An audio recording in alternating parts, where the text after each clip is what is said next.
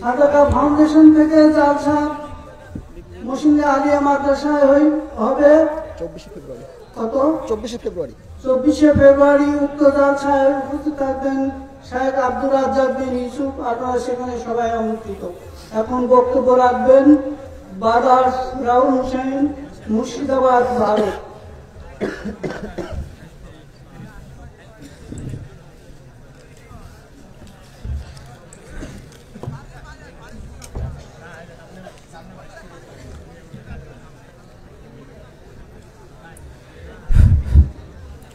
अस्सलामु अलैकुम वरहमतुल्लाहि वबरकातुहु। इन्नल हम्दलिल्लाहि नहमदुहु व नस्तईनुहु व नस्तगफिरुह व नऊज़ु बिल्लाहि मिन शुरूरि अनफुसिना व मिन सय्यिआति अमालिना। मन यहदिहिल्लाहु फला मुदिल्ल लहु व मन युद्लिल फला हादिय लहु।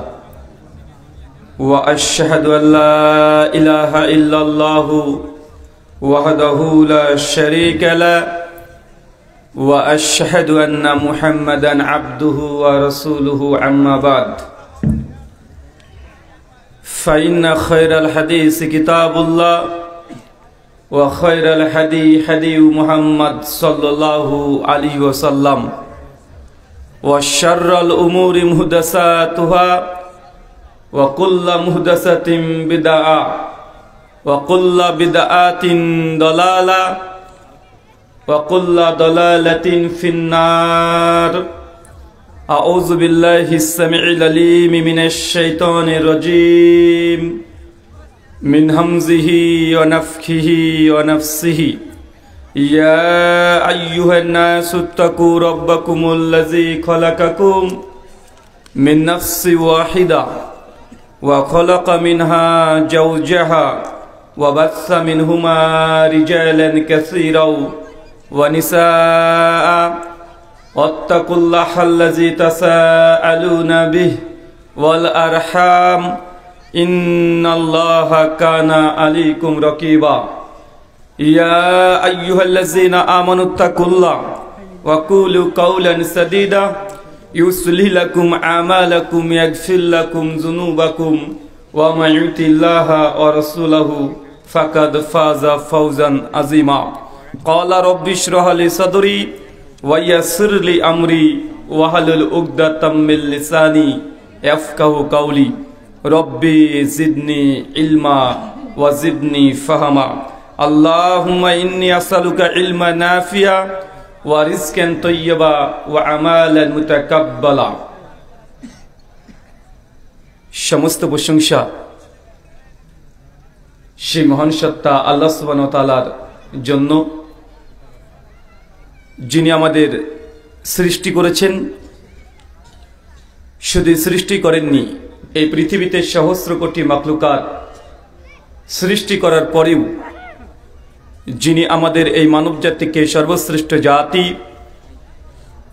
সর্বশ্রেষ্ঠ মাখলুকাত এবং সর্বশ্রেষ্ঠ নবী মুহাম্মদ আরবি সাল্লাল্লাহু আলাইহি ওয়াসাল্লামের উম্মত হিসেবে প্রেরণ করেছেন, সেই মহান সত্তা আল্লাহ সুবহানাহু ওয়া তাআলার সংক্ষিপ্ত শুকরে সুজুদ আদায় করি। তার নিজেরই শেখানো ভাষা দিয়ে সকলে এক বাক্যে পড়ি আলহামদুলিল্লাহ। হাশমারি আহলে হাদিস গোরস্থান ও ঈদগাহের উন্নতি কল্পে আজ 26তম আজমুশান ইসলামী আলোচনা সভা, তারিখ 30 জানুয়ারি 2025 বৃহস্পতিবার। আজকের এই আলোচনা সভাটিকে সফল করার জন্য যারা সার্বিক দিক থেকে সাহায্য এবং সহযোগিতা করেছেন, তাদের প্রত্যেকের নাম স্বতন্ত্রভাবে নিয়ে শুকরিয়া আদায় করা সম্ভব নয়। তারপরেও আজকের এই চলন্ত সভার সভাপতি সাহেব, সহসভাপতি, অতিথি এবং বিশেষ অতিথি সহ দূর দূরান্ত থেকে যেসব দিনী ভাই এবং বোনেরা আলোচনা শ্রবণের উদ্দেশ্যে একত্রিত হয়েছেন, পাশাপাশি যারা অর্থ, শ্রম, মেধা ও অক্লান্ত পরিশ্রম, দোয়া এবং পরামর্শ দিয়ে সহযোগিতা করেছেন, আল্লাহ সুবহানাহু ওয়া তাআলা তুমি তাদের প্রত্যেকের নেক নিয়াত এবং নেক আমলগুলোকে কবুল করে নাও, সকলে পড়ি আমিন। মহান সত্তা আল্লাহ সুবহানাহু ওয়া তাআলার কাছে দোয়া, এই প্রার্থনা, আল্লাহ সুবহানাহু ওয়া তাআলা আমরা মানুষ, আমরা কম বেশি ছোট বড় ভুল, ত্রুটি বিচ্যুতি, গুনাহ, পাপ, অন্যায় করে থাকি। আজকের এই আলোচনা সভার উসিলায় আমাদের পেছনে ছোট ছোট গুনাহগুলোকে তুমি ক্ষমা করে দাও, সকলে পড়ি আমিন।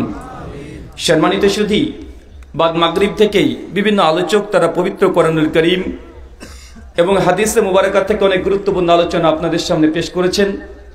আজকের এই আলোচনা সভার অন্তিম লগ্নে আপনাদের সামনে উপস্থিত হয়েছি নির্দিষ্ট একটি বিষয়ের উপরে কোরআন এবং সহিহ সুন্নাহর আলোকেই কিছু আলোচনা পেশ করার জন্য। আজকে যে বিষয়ে গুরুত্বপূর্ণ আলোচনা হবে, আলোচ্য বিষয়, যে আমলে জান্নাতে ঘর পাওয়া যায়। কি বললাম বলেন তো? আরো জোরে বলেন। কার কার ঘরের দরকার আছে একটু হাত তুলি তো দেখি। মাশাআল্লাহ, আল্লাহ তুমি কবুল করো, আমিন। তার মানে আজকের আলোচ্য বিষয় থেকে আমরা বুঝতে পারছি এমন কিছু ইবাদত তথা আমলের কথা আজকে আমরা শিখব, যেখান থেকে আপনি আগে থেকে কনফার্ম হতে পারবেন, মনের দিক থেকে আশ্বস্ত হতে পারবেন যে না, এই আমলটা করছি এই জন্য আল্লাহ সুবহানাহু ওয়া তাআলা আগে থেকেই আপনি দুনিয়াতে চলাচল করবেন, অথচ আপনার জন্য জান্নাতে একটা ঘরের আল্লাহ সুবহানাহু ওয়া তাআলা কনফার্ম করে রেখে দিবেন। কেননা পৃথিবীর ইতিহাস, ইসলামী হিস্ট্রি থেকে জানা যায় অনেক মানুষ চলন্ত অবস্থায় পৃথিবীতে জীবিত ছিল, তারপরেও আল্লাহ নবী আলাইহিস সালাম যখন মেরাজে গমন করেছিলেন অনেক মানুষকে আগে থেকে জান্নাতে দেখেছেন কি দেখেন নাই? বেলাল বিন রবাহ তার জান্নাতে পায়ের আওয়াজের ঝংকার, এ ধ্বনি আল্লাহ নবী শুনতে পেয়েছেন। তার মানে বোঝা যাচ্ছে মানুষ জীবন্ত পৃথিবীতে চলাচল করছে, অথচ অনেক মানুষ তার জান্নাতে চলাচল করছে, আর কিছু মানুষ তার জাহান্নামে আযাব ভোগ করছে। আল্লাহ নবী আগে থেকে দেখে এসেছে না? তার জন্য এমন কিছু ইবাদত আজকে আমরা শিখব। কোরআন এবং সুন্নাহ ঘেটে ঘেটে একজন ব্যক্তি সমস্ত কিছু ঘেটে ঘেটে বের করা সম্ভব এটা নয়। এই জন্য আমাদের আলোচনা সভা হয় যেন কোরআন সুন্নাহ থেকে আপনি কিছু আমল, কিছু ইবাদত আপনার জানা আছে, কিন্তু আপনার এই আমল করার জন্য স্পৃহা আরো বাড়তে থাকে। আমল করার জন্য যদি মন ছটফট করে, আমল করছেন কিন্তু আমল করে তৃপ্তি পাচ্ছেন না, কেন তৃপ্তি পাচ্ছেন না? এই কারণগুলো যখন বিশ্লেষণ আমরা করব, এখান থেকে অবশ্যই আপনি যদি বিশ্বাসী হন, মুমিন হন, আপনার ঈমান আল্লাহ তাআলা বৃদ্ধি করে দেবেন ইনশাআল্লাহ। চলেন আলোচ্য বিষয়, যে আমলে জান্নাতে ঘর পাওয়া যায়।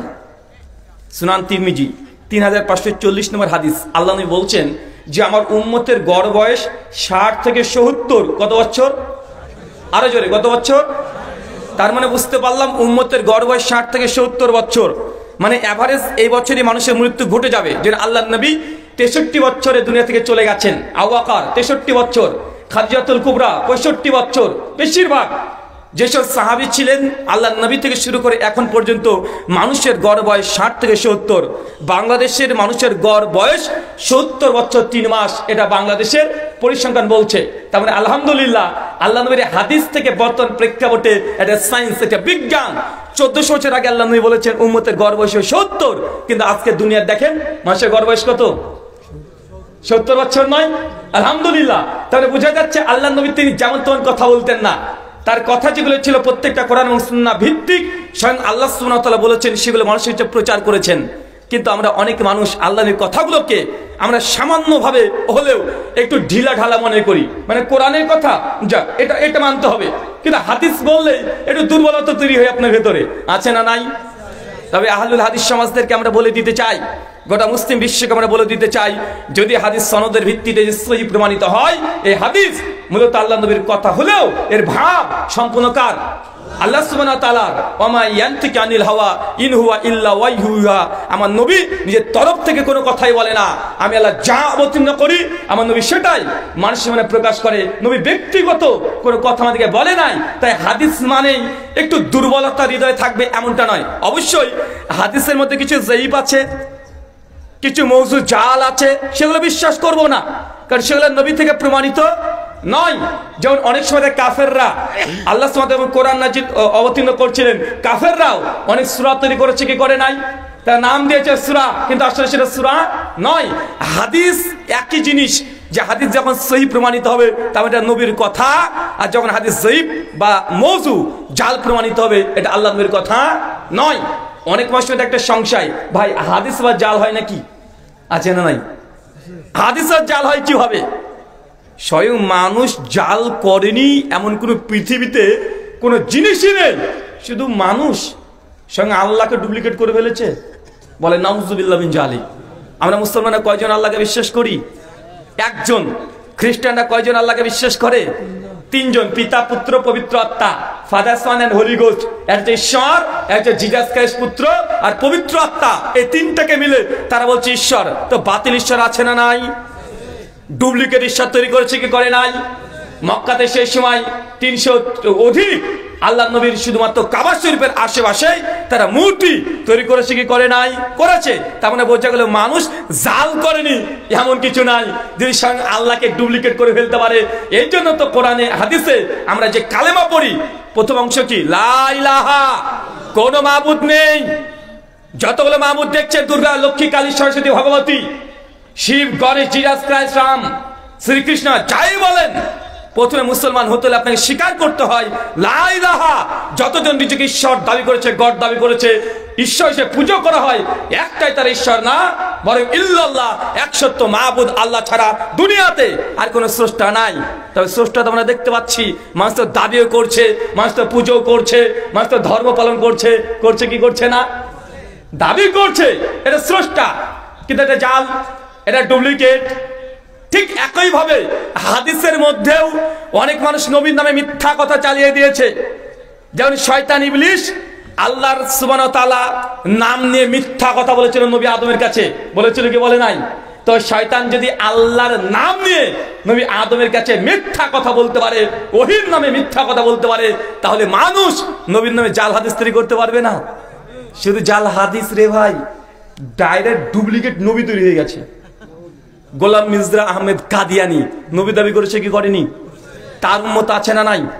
আল্লাহ নবীর জীবদ্দশাতে মুসাইলামা কাজ্জাব, ভণ্ড, মিথ্যাবাদী নবী ছিল কি ছিল না? নবী ছিল। আল্লাহ নবী সহিহ মুসলিম কিতাব ফিতানে বলছেন কিয়ামত ততক্ষণ সংগঠিত হবে না যতক্ষণ পর্যন্ত 30 জন ভণ্ড নবী না আসে। তো ভণ্ড নবীর যদি কোনো কথা বলে সেটা হাদিস হলে কি হাদিস হবে? জাল। তাই আপনাকে আগে এতটুকু আশ্বস্ত করতে চাচ্ছি যে হাদিসের নামে সমাজে অনেক কিছু প্রচলিত আছে। তার মানে এই নয় যে হাদিস একদম সহিভাবে প্রমাণিত হয়ে গেছে সে হাদিসের বিরুদ্ধে আপনার হৃদয় সংশয় থাকবে, এমন যেন না হয়। আগে হৃদয়টাকে পরিষ্কার করতে হবে। আলোচ্য বিষয়, যে আমলে জান্নাতে ঘর পাওয়া যায়। বলেন তো উম্মতের বয়স কত গড়? জামে তিরমিজি হাদিস না 2417 সনদ হাসান। আল্লাহ নবী বলছেন আল্লাহ সুবহানাহু ওয়া তাআলা কিয়ামতের মাঠে প্রত্যেক মানুষকে 5খানা প্রশ্ন করা হবে। কয়টা? 5খানা প্রশ্ন করা হবে। প্রথম যে প্রশ্ন হবে আনুমুরিহিম, হে বান্দা তোমাকে যে 60, 65, 70 বছর দিয়েছিলাম, 40, 30, 20 বছর বয়স দিয়েছিলাম, এই বয়সটা কোন কাজে ব্যবহার করেছো?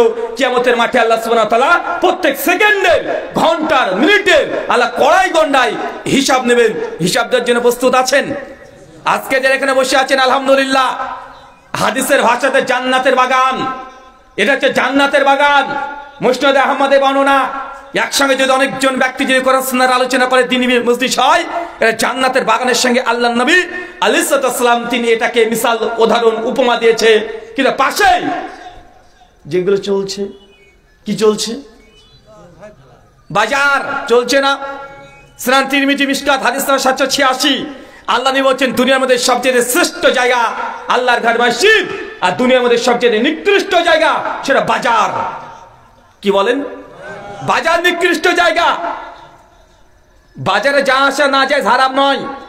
মানুষ হসপিটালে যায়, শখ করে যায়, ঘুরতে যায়, আনন্দ করতে যায়, বিপদে পড়ে যায়। বাজারের সঙ্গে মুসলমানের কানেকশন হবে জাস্ট যতটুকু প্রয়োজন ঔষধের মতো, যখন প্রয়োজন যেতে হবে যে সঙ্গে সঙ্গে চলে আসতে হবে। কেন? বাজার এটা আল্লাহ নবীর জবান দ্বারা, মুখের ভাষা দ্বারা দুনিয়ার মধ্যে সবচাইতে নিকৃষ্ট জায়গা। সে বাজারটা যদি কৃত্রিম ভাবে হয় এটা আরো ভয়ঙ্কর। কৃত্রিম মানে মাত্র একদিনকার জন্য বাজার বসানো। এমনি আপনাদের আশেপাশে দোকান আছে, নাটোর শহরে দোকান আছে, বড় বড় শপিং মল আছে, সমস্যা নেই, কাজ করবেন চলে আসবেন। কিন্তু ঘটা করে একদিনকার জন্য বাজার তৈরি করা, এটা জান্নাতের বাগান না জাহান্নামের বাগান? এটা আপনারা ঠিক করবেন। আল্লাহ নবীর হাদিস এমনটাই বলছে। আলোচ্য বিষয়, যে আমলে জান্নাতে ঘর পাওয়া যায়, আজকে বাজারের মধ্যে যারা নোংরামি যদি করে, ভাই বলেন তো এর দায় ভাই কারে পরে পড়বে? আমরা কেউ এড়িয়ে যেতে পারবো? কেউ এড়িয়ে যেতে পারবো? কেউ পারবো না। আল্লাহ সুবহানাহু ওয়া তাআলা আমাদেরকে এখান থেকে হেফাজত দান করেছে বলে বলি আমিন। আল্লাহ সুবহানাহু ওয়া তাআলা নবী বলছেন কিয়ামতের মাঠে প্রত্যেকটি মানুষকে 5খানা প্রশ্ন করা হবে। প্রথম প্রশ্ন আন উমুরিহিম, তোমার যে হায়াত বয়স দিয়েছি কোন কাজে ব্যবহার করেছো? একদম একদিনকার বয়স থেকে শুরু করে বয়স 7 পর্যন্ত মাপ। সূরা আবুদাউদ 465 নম্বর হাদিস। 10 পর্যন্ত মাপ।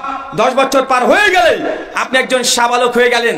আপনার তারপর থেকে প্রত্যেকটা দিনের প্রত্যেকটা সেকেন্ডের হিসাব নেওয়া হবে। এখন আপনি যদি প্রস্তুতি থাকে যে ভাইজান আমার প্রস্তুতি আছে, আমি আল্লাহকে কড়াই গন্ডা হিসাব দিতে পারবো যে আমি কখনো খারাপ করে কাজ করি নাই, অবশ্যই ভালো কাজ করেছি। যদি করে থাকেন আলহামদুলিল্লাহ, আর যদি হিসাব দিতে না পারেন, এই সময়গুলো টাইমগুলো আপনার জন্য পরকালে শত্রু হয়ে দাঁড়াবে। আচ্ছা, ফেসবুক কার কার আছে একটু হাত তোলেন তো। লজ্জা লাগছে নাকি রে ভাই? আরে ভাই ফেসবুক আমার আছে, নেন, দুটো আছে আমার, মাশাআল্লাহ সকলের আছে, তাই না? আচ্ছা, ফেসবুক কে তৈরি করেছে? Mark Zuckerberg. কোন ধর্মের মানুষ? নো, ইহুদি, জিউস। মার্ক জুকারবার্গ কোন ধর্মের? ইহুদি। মার্ক জুকারবার্গ 2 বছর আগে টুইট করে জানিয়ে দিয়েছে যে তার মূল উদ্দেশ্য ছিল গোটা বিশ্ব জগতের মানুষের ডাটাবেস, তথ্য, ডকুমেন্টস তাদের সংরক্ষণে রাখা। তিনি জানিয়েছেন আমরা 2004 সালে ফেসবুককে ফেব্রুয়ারি মাস থেকে শুরু করেছি, পাবলিশ করেছিলাম। 2022 সালে এসে তিনি দাবি করে বলছেন যে গোটা বিশ্ব জগতে মানুষের সংখ্যা 800 কোটি, আর ফেসবুক প্রোফাইল বর্তমান গোটা বিশ্ব জগতে আছে প্রায় 500 কোটি। তার মানে 500 কোটি মানুষের ডাটা, তথ্য, ডকুমেন্টস তাদের হাতে আছে না নাই? আছে। এতটুক যতটুক না তার চেয়ে ভয়ঙ্কর তথ্য তিনি বলছেন এটা যারা এই সোশ্যাল মিডিয়া বা এই মাল্টিমিডিয়া সেটগুলো ব্যবহার করে, বা অ্যাপেল অ্যান্ড্রয়েড ব্যবহার করে, মাইক্রোসফট ব্যবহার করে, প্রত্যেক মানুষ যারা মোবাইল ব্যবহার করে প্রত্যেক দিন 24 ঘন্টার মধ্যে 4 থেকে 5 ঘন্টা মোবাইলের পেছনে সময় ব্যয় করে। কত ঘন্টা? 4 থেকে 5 ঘন্টা। আচ্ছা, এখানে যত মানুষ আছেন আপনার 4 থেকে 5 ঘন্টা প্রত্যেক দিন মোবাইল ব্যবহার করেন? হ্যাঁ, বেশি, মানে এটা মিনিমাম। যাদেরই সোশ্যাল মিডিয়া প্ল্যাটফর্ম আছে, সেটা ইউটিউব হোক, ফেসবুক, ইনস্টাগ্রাম, টুইটার, যে কোনো প্ল্যাটফর্ম, অথবা পাবজি গেম আছে না নাই? 4 থেকে 5 ঘন্টা মানুষ সময় ব্যয় করছে প্রত্যেক দিন। আপনার মধ্যে এমন কোন মানুষ আছেন যাদের কাছে এই মোবাইল আছে, অ্যান্ড্রয়েড সেট, রাত্রিবেলা ঘুমানোর পূর্বে 10-15 মিনিট মোবাইল নিয়ে খোঁচাখুচি করেন না, ব্রাউজিং করেন না? কে একজন আছেন? হাত তোলেন তো দেখি। এই 4 জন মোবাইল আছে আপনার? আরে ভাই ও নাই। বন্ধা নারীর সন্তান আছে, জিজ্ঞাসা করে লাভ আছে? ও তো বলে দিয়েছে বন্ধা। যার মোবাইল আছে, অ্যান্ড্রয়েড সেট, সোশ্যাল মিডিয়া আছে, অথচ রাত্রিবেলাতে একটু খোঁচাখুচি করেন না, কি একজন হাত তুলতে পারবেন দেখি তো? তুমি তো আল্লাহ বলি রে। আপনি আছেন? আচ্ছা, ওকে আগে জিজ্ঞেস, তোমার বয়স কত? হ্যাঁ, বিয়ে করেছো? দাঁড়াও তো দেখি। করো নাই এখনো? এই তোমার কি মোবাইল দেখেছেন? ও হচ্ছে বাটন মোবাইল। আরে বসো, এখন বিয়ে করে ছেলের নাম ঠিক করার জন্য উঠে পড়েছে। আরে ভাই, তোমার মোবাইলই তো হবে সোশ্যাল মিডিয়া, তো তুমি ব্যবহার করবে কি? কথা বুঝতে পারলেন না ভাইজান? বিয়েই করেননি, শ্বশুর বলে ডাকার শখ।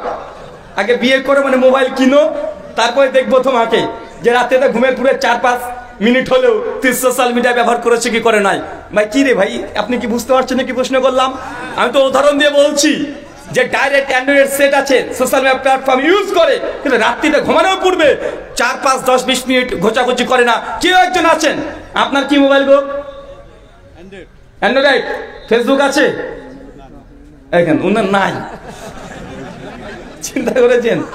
তার মানে এত বড় মাজলিস থেকে একজন মানুষ বের হচ্ছে না যে সোশ্যাল মিডিয়া ইউজ করতে অভ্যস্ত, কিন্তু ঘুমের পূর্বে মোবাইলটা টেপাটেপ করে না। এত মানুষ কি রে ভাই, ও আবার হাত তুলে কাকে ডাকে?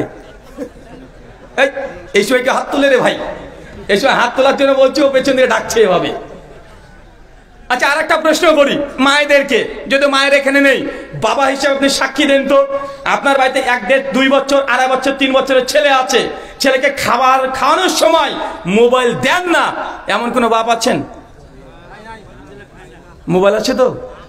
হ্যাঁ, বয়স কত ছেলের? মেয়ের বয়স কত? বললাম 1, 1.5, 3 বছরে 7 বছর চলে এসছে, দেখেছেন? আর বয়স তো 7 হয়ে গেছে। আপনার ছেলে না মেয়ে? বয়স কত? 1.5 বছর। মোবাইল লাগে না? কি লাগে? এমনি খাই? মাশাআল্লাহ, একজন আছে, দেখেছেন? মানে এত বড় মাজলিসে হাতে গোনা 3 থেকে 4 জনকে পাওয়া যাবে। তার মানে বোঝা যাচ্ছে একজন মানুষ যদি প্রতিদিন 4 থেকে 5 ঘন্টা সোশ্যাল মিডিয়া এই মোবাইলের পেছনে সময় ব্যয় করে, তাহলে আমরা মানুষকে মোবাইলকে চালাচ্ছি না মোবাইল আমাদেরকে চালাচ্ছে? আরে মোবাইল আমাদেরকে চালাচ্ছে। ঘুম থেকে ঘুম ভেঙে গেছে, একটু দেখি তো মোবাইলতে মেসেজ, আপনি মেসেজ চেক করছেন। পরিষ্কারভাবে অ্যান্ড্রয়েড কোম্পানির মালিক এবং মাইক্রোসফট তারা বলছে যারা অ্যান্ড্রয়েড সেট ব্যবহার করে প্রত্যেক দিন 24 ঘন্টায় 7,600 বার এই মোবাইলের স্ক্রিনে টাচ করে। কতবার? 7,600 বার। কোনো না কোনো ভাবে আপনি টাচ করছেন। তো চিন্তা করছেন যে কত সময় আপনার এখানে ব্যয় করছি। একটা মানুষ প্রতিদিন ঘুমায় কতটা? কত ঘন্টা ঘুমান আপনারা? 6 থেকে 7 ঘন্টা। ঘুমের জন্য প্রস্তুতি আরো 1-2 ঘন্টা, মানে টোটাল 8 ঘন্টা ঘুম পারপাসে প্রতিদিন সময় ব্যয় হয় কি হয় না? তো 8 ঘন্টা যদি ঘুমের জন্য সময় যায়, 4 ঘন্টা যদি মোবাইলের পেছনে সময় যায়, 8, 4, 12 ঘন্টা। একদিন হয় 24 ঘন্টায়। আল্লাহ যদি আপনাকে 60 বছর হায়াত দেয়, তার মধ্যে আগে 7 বছর বাতিল, মানে আপনার কোনো হিসাবই নেই, 10 বছর বাদ হয়ে যাচ্ছে, মাত্র 50 বছর। প্রতিদিন যদি 12 ঘন্টা ঘুম আর মোবাইল চালাতে চলে যায়, আপনার হাতের সময় কতটুকু আছে? 25 বছর। আমার বয়স 30 ক্রস করলো, আর যদি 30 বছর আমার হায়াত পাই, মূলত হায়াত 30 বছর না, মূলত 15 বছর। কত বছর? 15 বছর। আল্লাহ যদি কিয়ামতের মাঠে আপনাকে প্রশ্ন করেন, উমরহিম বান্দা, তোমাকে 60 বছর সময় দিয়েছি, কি করেছো? বলে রাত্রিবেলাতে গার্লফ্রেন্ডের সঙ্গে মেসেজ করেছি, তাহাজ্জুদের সময়, তসবিহ টেপার সময়, হাত গণনা করার সময়, জিকির আজকার করার সময়, শেষে মোবাইল টিপেছি। এই জবাব দিলে মাপ পাওয়া যাবে তো নাকি? পাওয়া যাবে না? তো আমাদের সমাজে কোনটা চলছে? এটাই তো চলছে। আল্লাহ সুবহানাহু ওয়া তাআলা আমাদেরকে ফিতনা থেকে তুমি বাঁচার তৌফিক দান করে, সকলে পড়ি আমিন। পৃথিবীতে 3 জন ব্যক্তিকে আল্লাহ সুবহানাহু ওয়া তাআলা আগে থেকেই জান্নাতে গিয়েছে, জান্নাতে ঘর পেয়েছে, হাদিসের মধ্যে মজুদ আছে 3 জন ব্যক্তি। কয়জন? 3 জনের নাম বলতে পারবেন? কে পারবেন? হাত তোলেন তো। 1 জন, 2 জন, চাচা আপনিও পারবেন? 2 জন। আর প্রশ্ন কি করেছে বলেন তো? আমার কথা শুনতে পাচ্ছেন? বুঝতে পারছেন না? আমার বাংলার সঙ্গে আপনাদের প্রবলেম হচ্ছে। আমার প্রশ্ন, কোরআন হাদিস ভান্ডার ঘেটে ঘেটে কমপক্ষে 3 জন এমন ব্যক্তির কথা আমরা পাই, যাকে আল্লাহ সুবহানাহু ওয়া তাআলা আগে থেকে জান্নাতে ঘর দিয়ে দিয়েছে। মৃত্যুর আগেই জানানো হয়েছে যে তোমাদের জান্নাতে ঘর আল্লাহ কনফার্ম করে রেখেছে। এই 3 জন ব্যক্তি, কেউ নাম বলতে পারবেন? যদি পারেন হাত তোলেন দেখি কয়জন। 1 জন, 2 জন, 3, 4। তার আগে একটা প্রশ্ন, আমার এই প্রশ্নটা এর আগে শুনেননি তো কোনো জায়গাতে? একটা করেছিলাম না? সোশ্যাল মিডিয়া দেখেন, ফেসবুকের ফজিলত এটা। ফেসবুকে দেখেন সারাদিনই দেখে তাই বলছে, মানে এটা কি ফেসবুকের ফজিলত?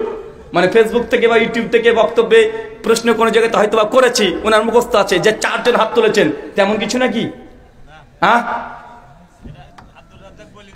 মাশাআল্লাহ, ওঠেন দেখি, বলেন। 1 নম্বর হচ্ছে আবু বকর। মাশাআল্লাহ, সিদ্দিকে আকবর আবু বকর সিদ্দিক রাদিয়াল্লাহু তাআলা আনহু, সাহাবী রাসূল, নবীর প্রথম খলিফা শ্বশুর। 2 নম্বর হচ্ছে হযরত বেলাল। বেলাল বিন রাবাহ, মাশাআল্লাহ। 3 হযরত খাদিজা।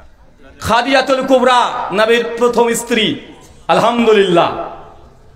আচ্ছা, এখানে কি হাত তুলেছিলেন? চাচা আপনি দাঁড়ান তো। আপনি কি এই অ্যান্সার আগে শুনেছেন? বসেন, তাহলে বসেন। এই আপনি বসবেন না, দাঁড়ান, আপনাকে দাঁড় করে রাখবো এখন, দাঁড়ান। আচ্ছা, আর কে আছে হাত তুলেছিলেন? আপনি এর আগে শুনেছেন স্যার? ওই দেখেন, দেখেছেন? আরে টুকুলি করা চলবে না। যারা আমার মুখ থেকে এর আগে শুনেন নাই তারাই শুধু হাত তুলবেন। আর কে আছে বলেন, আমার মুখ থেকে শুনেছেন? সত্যি তো? ওঠেন। উনি যে অ্যান্সার দিয়েছে ঠিক না ভুল? এক আসিয়া, উনি যে তিনটে নাম বলেছে ঠিক না ভুল? আবু বকর রাদিয়াল্লাহু আনহু, আসিয়া, বেলাল বিন রাবাহ, তিনজন। আর আপনি বলেছেন তিনজনের নাম, দুজনের মধ্যে পার্থক্য হচ্ছে না ভাইজান? আচ্ছা কে ঠিক বলেছে বলেন তো এবার? হ্যাঁ আচ্ছা, কে বললো দুজন ভুল বলেছে?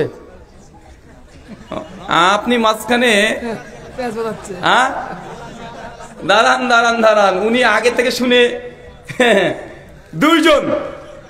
আচ্ছা দাঁড়ান, হবে যদি তিনজনের নাম বলতে পারেন বাংলাদেশে 300 টাকা দেব, কিন্তু শর্ত এটা আগে থেকে শুনেছেন এবার চিটার যেন না হয় টাকা নেওয়ার জন্য। যে বলতে পারবেন পেছন থেকে, চাচা পারবেন না? আর 300 টাকা, তিনজনের নাম বললে 300 টাকা পাবেন ইনশাআল্লাহ। কে পারবেন? আচ্ছা যান 500 টাকা দেবো।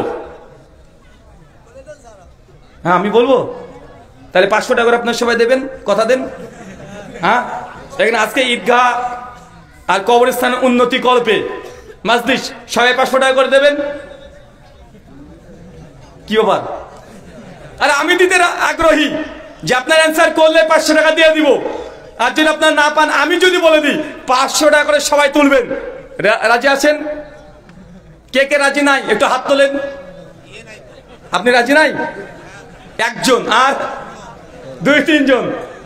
আচ্ছা বসেন, দুজনের উত্তরই ভুল। এই দুজনের উত্তরই ভুল। সঠিক উত্তর বলে 500 টাকা চলছে, দেখি কে পারে। আরে ভুলটাই বলেন না যদি হয়ে যায়। হ্যাঁ শুনে বললে হবে? এখন কি করা যায় বলেন তো? শুনি বললে তো ভাই আর হবে না, ওটা তো আমার ক্রেডিট, আমি বলে দিয়েছি। দেখেন চ্যাট জিপিটি কে জিজ্ঞাসা করেন না কেউ জানে আবার। হ্যাঁ চ্যাট জিপিটি করছিলে? কে করেছে? ও আচ্ছা আচ্ছা, কি করা যায় বলেন? যদি আমি বলে দিই 500 টাকা সবাই তুলবেন, যান কমিয়ে দিলাম 200 টাকা করে, রাজি আছেন? কি রে সাহসী নাই এদের? কমিটি কারা আছে? কমিটি ছেলেরা নাই? আপনি বলবেন। 1 সুমাইয়া, 2 আসিয়া, 3 কি পেটে আসছে মুখে আসছে না? হ্যাঁ চাচা পেটে একটা ঘুষি মারেন, মুখ দিয়ে বেরিয়ে যায়। দুজনের নাম বলেছে আসিয়া, সুমাইয়া। আপনার দুটো উত্তর আলহামদুলিল্লাহ একদম ভুল। আর কেউ টাকা মনে হয় থেকে যাবে। কিরে ভাই, আমি তো অবাক হচ্ছি যে আপনারা মানে বলতেও ভয় পাচ্ছেন। আরে ভুলটাই বলেন না, বলেন ভুলটাই বলেন। এক ওমর বিন খাত্তাব, আলী বিন আবি তালেব 2। এই তাতে দাঁড়ান দাঁড়ান দাঁড়ান দাঁড়ান, ফাতেমা রাদিয়াল্লাহু আনহা। মাশাআল্লাহ, আপনার উত্তর 100% ভুল। বসেন। কি হলো? টাকা মনে থেকে যাবে নাকি মনে হচ্ছে? টাকা নিতে পারবেন না নাটোরবাসী? হ্যাঁ তুমি বলবে 100% বলতে পারবে তো? যদি ভুল বলো তাহলে ফাইন কি হবে? 500 টাকা ফাইন।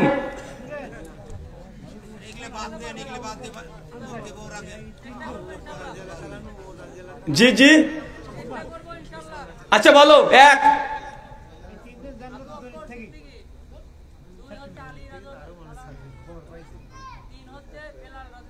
মাশাআল্লাহ, বসো। না গো হবে না, 500 টাকা থেকে গেল আমার। আপনার আমার 500 টাকা আমার কাছে থেকে গেল। তাহলে আমি বলি একটা একটা করে। 1 আসিয়া, কি নাম বললাম? 2 খাদিজাতুল কুবরা, 3 ওমর ইবনুল খাত্তাব। এই 3 জন জান্নাতে আগে থেকে ঘর পেয়ে গেছে, কোরআন ও হাদিসের মধ্যে মজুদ আছে। চলেন 3 জন প্রসঙ্গে কোথায় আল্লাহ কি বলেছে সেগুলো আমরা জেনে আসি। 1 সূরা তাহরিম সূরা নম্বর 66 আয়াত নাম্বার 11-তে আছে যে জান্নাতে ঘর পেয়ে গেছে, আল্লাহ আগে থেকে জানিয়ে দিয়েছেন।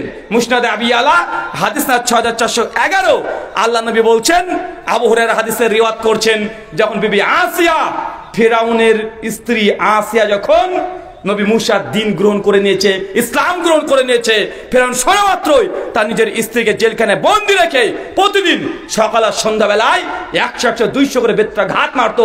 আসিয়া বারবার আল্লাহকে বলতো, আল্লাহ দুনিয়াতে ফিরাউনের আশপাশের দরকার নেই, এই অট্টালিকা আমার দরকার নেই, আমি তোমার কাছে ঘরের একটা কাঙাল। সূরা তাহরিমের 11 নম্বর আয়াত আল্লাহ জানিয়ে দিয়েছেন, সেই দিন আসিয়ার দোয়াকে আল্লাহ সুবহানাহু ওয়া তাআলা কবুল করে নিয়েছিলেন। আর মুসনাদ আবি আলা বর্ণনা আসছে, যখন আসিয়া মৃত্যুবরণ করছে সেই সময় জান্নাতে কোন ঘরটা তিনি থাকবেন সেই ঘরটা এক ঝলক আল্লাহ দেখেও দিয়েছেন। বলেন তো কারণ কি? আসিয়া কি এমন কাজ করেছে যে জান্নাতে তাকে আগে থেকে ঘর দিয়ে দেওয়া হয়েছে? চাচা বলেন তো আসিয়াটা কে? ফেরাউনের স্ত্রী। তার মানে ফেরাউন কত বড় আল্লাহর ওলি? কে ফেরাউন? আল্লাহর ওলি না? ফেরাউন কে? ফেরাউনের ব্যাপারে যদি না জানেন, এক কথায় বায়োডাটা দুনিয়ার ইতিহাসে সব চাইতে খারাপ পাপিষ্ট বদ মানুষ কেউ যদি থাকে তার নাম কি? ফেরাউন। অথচ তার নিজের স্ত্রী জান্নাতে ঘর পাবে, অথচ বাঙালি মানুষের অন্তরে একটা ধারণা আছে কি, যে পীরের বাচ্চা পীর আছে না নাই? বাপ পীর মানে বেটা পীর, ও মূর্খ হোক দাড়ি চাচা হোক, কেন সুরেশ্বরী পীরের বেটার দাড়ি চাচা আছে না নাই? সুরেশ্বরী পীরের বেটার দাড়ি চাচা, তারপরে সে পীর। আপনাদের এই তো কুষ্টিয়া, ওখানে ন্যাংটা পীর আছে না? জামা প্যান্ট কিছুই নাই, তাও পীর। মানুষ মনে করছে যে আওলাদে রসুল এই দিয়ে বাংলাদেশের সিলসিলা চলে কি চলে না?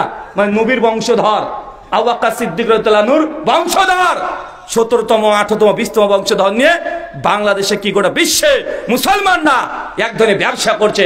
অথচ ফেরাউনের স্ত্রী, ফেরাউন এত বড় কাফের হওয়ার পরেও তার স্ত্রী জান্নাতে। আরেকজন আছেন নবী হওয়ার পরেও তার স্ত্রী জাহান্নামে।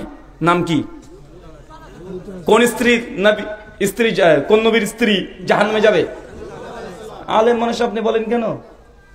হ্যাঁ, না না, আলেমরা বলবেন না। লূত নবীর স্ত্রী কোথায় যাবে? জাহান্নামে। একজন নবী আছে যার বেটা আওলাদে রসুল, ডাইরেক্ট আওলাদে রসুল, জাহান্নামে যাবে। তার নাম কি?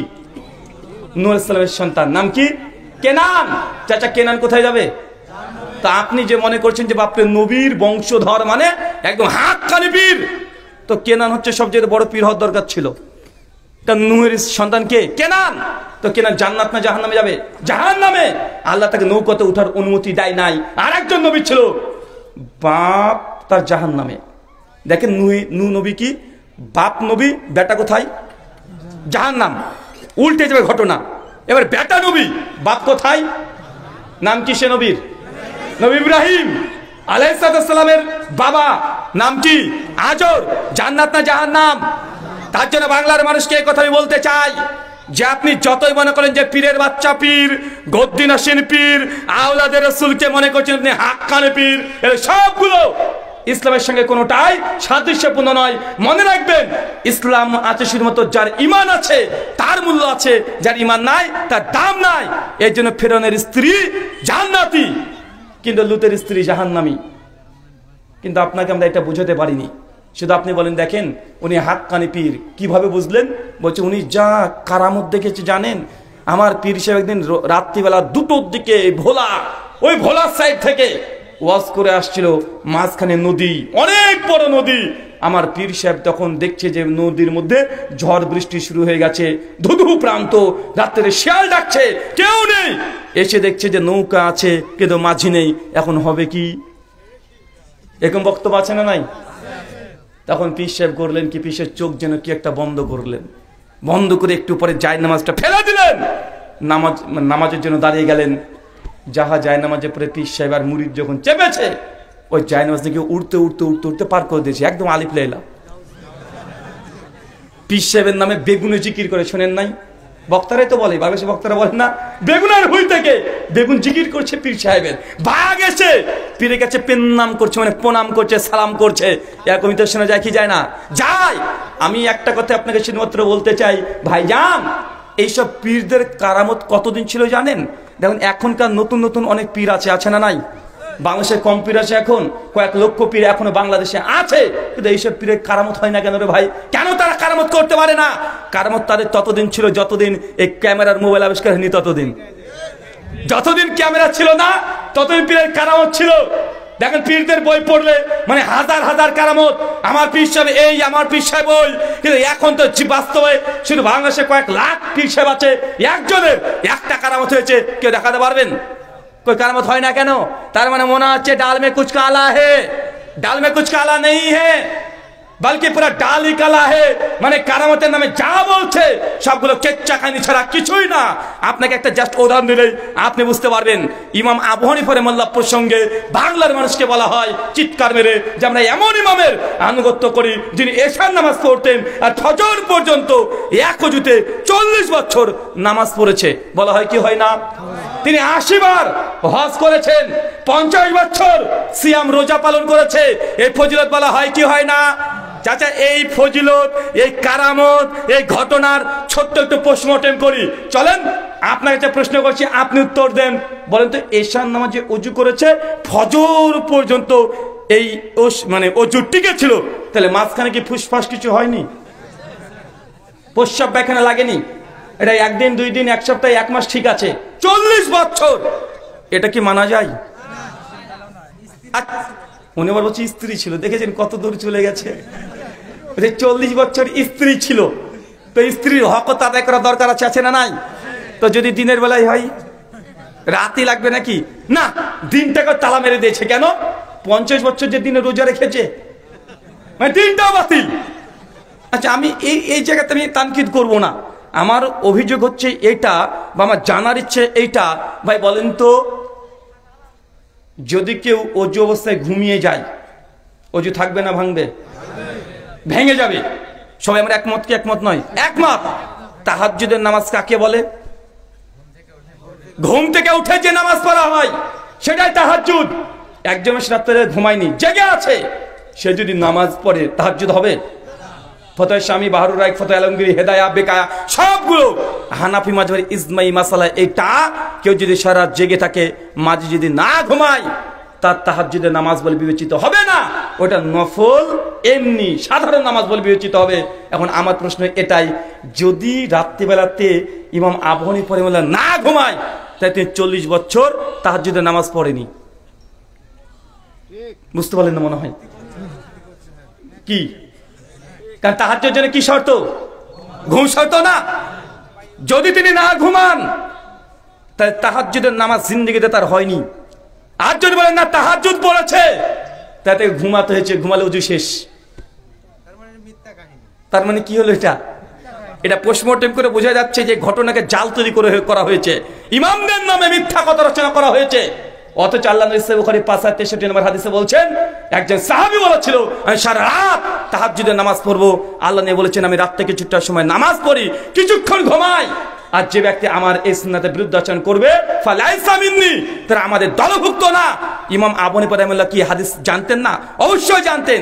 তিনি কিভাবে সারা রাত ধরে 1 দিন 2 দিন নয় 40 বছর ইবাদত করবে, যে সুন্নাতের খিলাফ আল্লাহ নবীর বিরুদ্ধে ইমাম আবু হানিফা কোন আমল করতে পারে? অন্ততপক্ষে আমরা আহলে হাদিস আমরা এটা বিশ্বাস করি না যে 4 মাযহাবের কোন ইমাম কোরআন সুন্নাহর বিরুদ্ধে গিয়ে তারা আমল করবে, এটা হতে পারে না। তবে তাদের মাকাম মর্যাদা দেখাতে গিয়ে তাকে আসামি দাঁড় করে দিয়েছে। করেছে কি করে নাই? করেছে। আপনাকে আমি ওই কথাই বলছি, আসিয়া রাদিয়াল্লাহু আনহা আলাইহিস সালাম তিনি জান্নাতে আগে থেকে ঘর পেয়েছে, অন্য কোনো কারণ নাই, একটাই যে ফেরাউনের মতো স্বামীর সঙ্গে সংসার করেছে। মায়েদেরকে বলি যে আপনি আপনার স্বামীর ব্যাপারে অনেক অভিযোগ করেন, বলেন তো আপনার স্বামীকে ফেরাউনের চাইতে খারাপ? হ্যাঁ, প্রতিদিন 100 বেত্রাঘাত মারে, কিন্তু মেয়েদের সঙ্গে স্ত্রীর সঙ্গে একটু যদি স্বামী 19-20 করে ফেলে, একটু 19-20 করে ফেললে একদম কমন ডায়লগ যে 40 বছর ধরে তোমার সঙ্গে সংসার করলাম, জীবনে আমাকে তুমি শান্তি দাওনি। আছে না নাই? একটু 19-20 হয়ে গেলে আরে আমার মতো মেয়ে বলে তোমার সঙ্গে সংসার করে গেলাম, অন্য কোনো মেয়ে হলে জীবনে তোমার সংসার করতো না, এই শব্দ বলে কি বলে না? অথচ ফেরাউনের স্ত্রী আসিয়া কত বড় বদমাশ ফেরাউন, তারপর তার সঙ্গে সংসার করেছে। কিন্তু আপনি কি ফেরাউনের চাইতে খারাপ স্বামী পেয়েছেন? আপনি তো পান নাই। তাই বলেছি যে না, যদি সবর ধৈর্য ধারণ যদি মেয়েরা করতে পারে, মায়েরা করতে পারে, ইনশাল্লাহ আশা রাখেন এই স্বামীর ঘরে সংসার করে যদি মৃত্যুবরণ করতে পারেন, অবশ্যই এই ফজিলত আপনার জন্য প্রাপ্য, আপনিও আগে থেকে জান্নাতে ঘর পাবেন বিবি আসিয়ার মতো। এটা গিয়ে আপনার স্ত্রীকে বলবেন, জান সাইজ করছে পাগল যে। আর আপনাদেরকে বুঝতে হবে মেয়েদের বুদ্ধি আর ছেলেদের বুদ্ধির মধ্যে পার্থক্য আছে। কি আছে? তাদের বুদ্ধি আর মেয়েদের বুদ্ধি ছেলেদের মধ্যে পার্থক্য আছে। মেয়েরা সবসময় তারা নেগেটিভ চিন্তা বেশি করে। কি চিন্তা? নেগেটিভ চিন্তা বেশি করে, মানে বিপরীত ধর্মী চিন্তাগুলো বেশি করবে। ছেলেরা করে পজিটিভ আর মেয়েরা কি করে? নেগেটিভ চিন্তা করে। কেন? এরা ফিতরাত থেকে তারা পেয়েছে। ওই যে সহিহ বুখারীর হাদিস যে মেয়েরা আছে পাঁজরের হাড় থেকে তৈরি করা হয়েছে, মেয়েরা বাঁকা হাড় থেকে তৈরি। নবী বলছেন তাই বেশি শার্ট করতে যাও না, সোজা করতে যাও না, ভেঙে যাবে। স্ত্রীর সঙ্গে যদি পাকনামি করেন তাহলে তালাক হয়ে যাবে, তাহলে বাড়িতে আপনার আগুন ধরিয়ে দিবে। আমাদের বর্তমান সায়েন্স বিজ্ঞান বলছে যে একজন পুরুষ মানুষ যখন তার বয়স 12-14 পার হয়ে যায়, তার শরীরে একটা হরমোন তৈরি হয়, সেই হরমোনের নাম টেস্টোস্টেরন হরমোন। এই হরমোনের কাজ কি? এই হরমোনের কাজ পুরুষের গলাটাকে মোটা করে দিবে, পেশিগুলোকে শক্ত করে দিবে, চিন্তা শক্তি নিতে বেশি পারবে, সিদ্ধান্ত দেওয়ার ক্ষমতা পায়। কিন্তু মেয়েদের এই হরমোনটা তৈরি হয় না, তাদের উল্টো একটা হরমোন তৈরি হয়, তার নাম ইস্ট্রোজেন হরমোন। বায়োলজির ছাত্র আছেন না? নাই? বায়োলজি নিয়ে পড়াশোনা করেছেন না?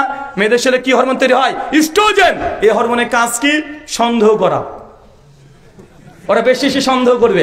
চাচা ওই যে আপনার বয়স 70 হয়ে গেছে, চাচি এখনো যদি আপনাকে দেখে আপনি কালুর মায়ের সঙ্গে মানে দাদির সঙ্গে গল্প করছেন, চাচি দেখবেন ঝাঁটা নিয়ে চলে যাবে। কি বলে, তোমার এই বুড়ো তো বয়সে ভীমরতিতে ধরেছে, তোমার লুচ্চামি এখনো বাদ যায়নি, কবে যাবে? এক পা কবরে এক পা কলা ছতরে পড়ে আছে, তারপরে তুমি কালুর দাদির সঙ্গে কি গল্প, কি ঠুকুর ঠুকুর করছো? বলে কি বলেন না? কথা বলেন কেন? মেয়েরা কবর পর্যন্ত ও যদি মৃত্যুর সঙ্গে মানে একদম মৃত্যুর সঙ্গে শায়িত আছে, তারপর যদি দেখে স্বামী অন্য কোনো মেয়ের সঙ্গে গল্প করছে, ও সন্দেহ করবে। কারণ এটা ও জন্মসূত্র পেয়ে গেছে, ওকে দোষ দিয়ে লাভ নাই, ওকে দোষ দিয়ে লাভ নেই, কারণ ও এইভাবে চিন্তা করে। আল্লাহ সুবহানাহু ওয়া তাআলা তাদেরকে সেইভাবে সৃষ্টি করেছে। বিজ্ঞানও বলছে মেয়েদের শরীরে ইস্ট্রোজেন হরমোন থাকার কারণে অতিরিক্ত তারা সন্দেহ প্রবণ, তারা সন্দেহ করবে, মানে 2 + 2 4, ও একবার চিন্তা করবে 4 না 5 বলবো, কি বলবো, একবার চিন্তা করে দেখবে। এটা হচ্ছে মেয়েদের একটা ফিতরাত। এই হরমোনের কারণে প্রত্যেকদিন একটা প্রাপ্তবয়স্ক পুরুষের শরীরে, ব্রেনে প্রতিদিন 3 লক্ষ অক্ষর তৈরি হয়। কত অক্ষর? এই যেমন কথা বলছি না আমরা মানুষের কথা বলি না, এই যেমন কথা কথা কটা অক্ষর লাগলো? 2টো। একটা প্রাপ্তবয়স্ক পুরুষের শরীরে প্রতিদিন ব্রেন থেকে নর্মালি স্বাভাবিকভাবে 3 লক্ষ শব্দ সে ডেলিভারি দিতে পারবে। যদি এর চাইতে বেশি কথা বলে তার কথা বলতে আর ভালো লাগবে না, ক্লান্তি লাগবে, বিরক্ত ভাব লাগবে, রাগ হয়ে যাবে। মানে একটা সাধারণ পুরুষ মানুষ প্রতিদিন কতগুলো অক্ষর বলতে পারে? 3 লক্ষ। মেয়েরা কত জানেন? মেয়েরা 6 লক্ষ। কত লক্ষ? 6 লক্ষ।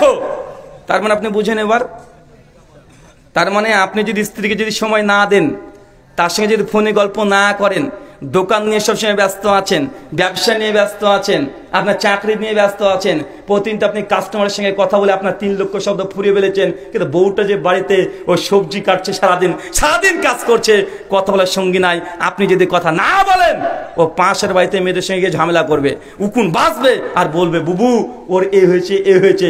গীবত মেয়েরা এই জন্য বেশি করে, কারণ কথা বলার জায়গা নাই, থাকে না। আর আপনিও কথা বলেন না, রাত্রে এসে খাওয়া দাওয়া করে মোবাইল টিপে আপনি নাক ডেকে ঘুমাচ্ছেন। এখন আপনার স্ত্রী কি করবে? প্রতিদিন তো 6 লক্ষ শব্দ তার মধ্যে মজুদ আছে, ও তো উতলিয়ে পড়বে। কি পড়বে না? কথা বলেন। ওকে সময় দিতে হবে, কথা বলতে হবে। দোকানে আছেন, 10 মিনিট 20 মিনিট আধা ঘন্টা পরেই ফোন করেন, তার সঙ্গে খোঁজ খবর নেন। যদি আপনি না করেন, ও গীবত বেশি করবে। আর ইন্ডিয়া বাংলাদেশের রিপোর্ট তার ভয়ঙ্কর। বিবাহিত মেয়েদের মধ্যে, বিবাহিত পুরুষদের মধ্যে পরকীয়ার সম্পর্ক ডাবল। 78% পুরুষরা বিয়ের পরে পরকীয়া করে। নেন ফাঁস করে দিলাম আজকে। এখানে যতজন বিবাহিত পুরুষ আছেন না, 78% পুরুষ, মানে এলাকায় যদি 100 জন বিবাহিত পরিবার থাকে, 78টা পুরুষ তার বউ ছাড়া আর একটা সম্পর্ক আছে। এখন আপনি দেখেন আছে না নাই? মেয়েরা কম না, মেয়েরা হচ্ছে 68%। কত পার্সেন্ট? 68%।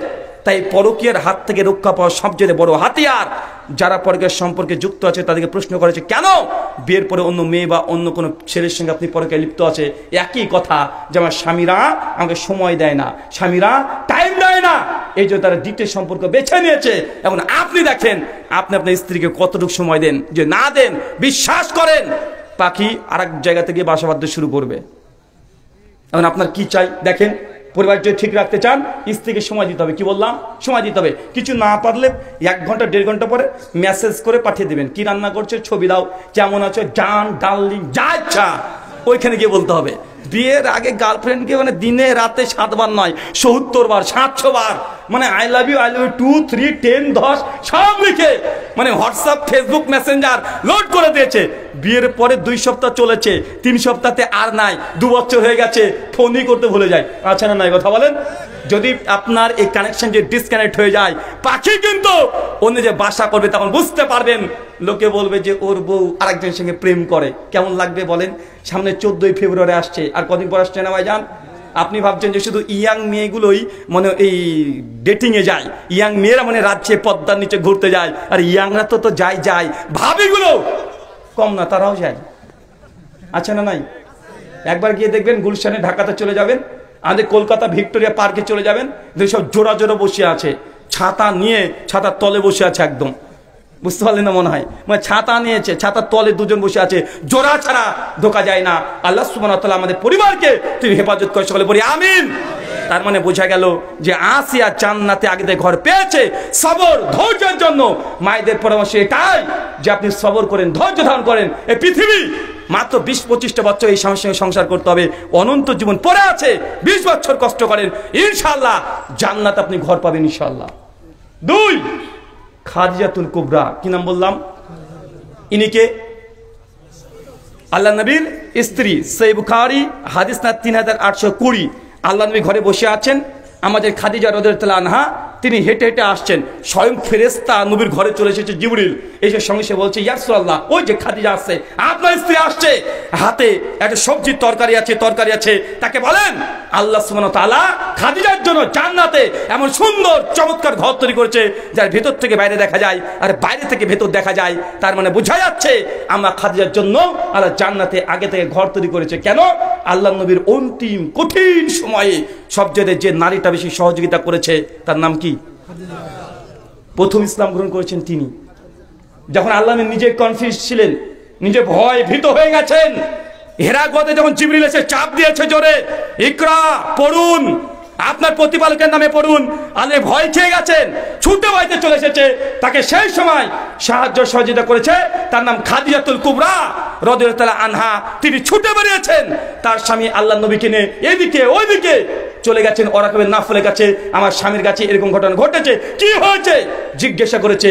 খাদিজা রাদিয়াল্লাহু আনহা প্রথম জীবনে নবীর সঙ্গে এমন ভাবে পাশে ছিলেন, মেন্টালিটি দিক থেকে, অর্থ দিয়ে, সম্পদ দিয়ে আল্লাহ নবীকে প্রথম থেকে শেষ পর্যন্ত, মৃত্যুর আগের দিন পর্যন্ত সাপোর্ট করে এসেছে। এখন মায়েরা দেখেন আপনি কতটুকু আপনার স্বামী যখন বিপদে পড়ে আপনি তার পাশে থাকেন, কতটুকু আপনি অর্থ দিয়ে সহযোগিতা করছেন, তাকে বিপদের সময় তাকে মেন্টালিটির দিক থেকে আপনি তাকে আশ্বস্ত করছেন, কতটুকু যদি এই গুণ থাকে ইনশাআল্লাহ জেনে নেবেন আপনিও খাদিজাতুল কুবরার মতো জান্নাত আপনি ঘর পাবেন। 3 ওমর বিন খাত্তাব, কি বললাম? ওমর বিন খাত্তাব, সহিহ বুখারী 3242 নম্বর হাদিস। আল্লাহ যখন মেরাজে গিয়েছেন, দেখছে চমৎকার একটা ঘর, নবীর চোখ বারবার ঘরের দিকে চলে যায়, সামনে দেখছে একজন ওযু করছে। আল্লাহ জিবরিল, জিবরিল এই ঘরটা কার? এত চমৎকার ঘর। জিবরিল বলছে রাসূলুল্লাহ এটা আপনার উম্মত ওমর বিন খাত্তাবের ঘর। আল্লাহ মেরাজ থেকে সে ওমরকে যখন বলছে ওমর জান্নাতে তোমার ঘর দেখে আসলাম, চমৎকার ঘর। ওমর বিন খাত্তাব শুনে সঙ্গে হাউমাউ করে কাঁদতে শুরু করেছে। দেখেন জান্নাতে ঘর পেয়ে গেছে, শুনে সাহাবীরা কাঁদাকাটি শুরু করে দিয়েছে। আপনারা কি করেন, আমরা কি করি? তাদের ঈমান জান্নাত কনফার্ম হয়ে গেছে, ঘর কনফার্ম হয়ে গেছে, শুনে তারা কাঁদাকাটি করছে। আর আপনি একদম নিশ্চিত মৃত্যু যে অনিবার্য, এটা যে হবে আপনি এর মধ্যে কোনো সন্দেহ পান? যদি আপনার হৃদয়কে নরম করতে চান, যদি মনকে যদি নরম করতে চান, আল্লাহ যদি ভীতি বেশি করতে চান, একটা কাজ করবেন, এলাকাতে কেউ যদি মারা যায় ওই মৃত লাশটাকে গোসল দেওয়াবেন। দেখবেন কত দাম্ভিক ছিল, নেতা মন্ত্রী মারা গেছে, নিথর শরীর পড়ে আছে, কোনো শক্তি নেই, বল নেই, আছে না নাই?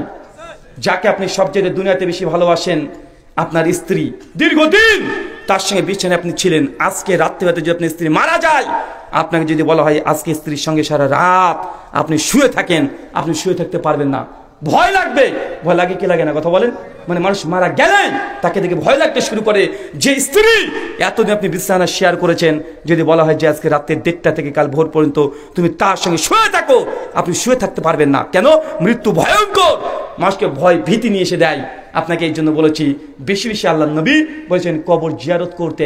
মাঝে মধ্যে যখন মনে হবে যে না দুনিয়ার প্রতি লোভ লালসা বেড়ে যাচ্ছে, আপনি গোরস্থানে চলে যাবেন, কবরস্থানে চলে যাবেন, গিয়ে শুধু সময় কাটাবেন আর মনে করবেন যে আমার এলাকাতে কত মানুষ ছিল, কোটি কোটি টাকা রোজগার করেছে, চাকরিজীবী, কত কষ্ট করে ইনকাম করেছে, কত দাম্ভিক ছিল, আজকে সেখানে বসে আছে, আপনার হৃদয় নরম হয়ে যাবে। মৃত্যুকে বেশি বেশি স্মরণ করতে হবে। মৃত্যুকে স্মরণ যদি না করেন, ইমানের স্বাদ আপনি পাবেন না।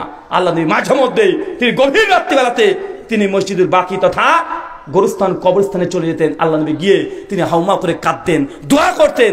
নবী যদি চলে যেতে পারে, আপনি যেতে পারবেন না কেন? আলোচ্য বিষয়, যে আমলে জান্নাতে ঘর পাওয়া যায়। 3 জন ব্যক্তির কথা বললাম, তা তো সাহাবী, তা তো জান্নাতে ঘর পাবে, আলহামদুলিল্লাহ, এটা সহজ বিষয়।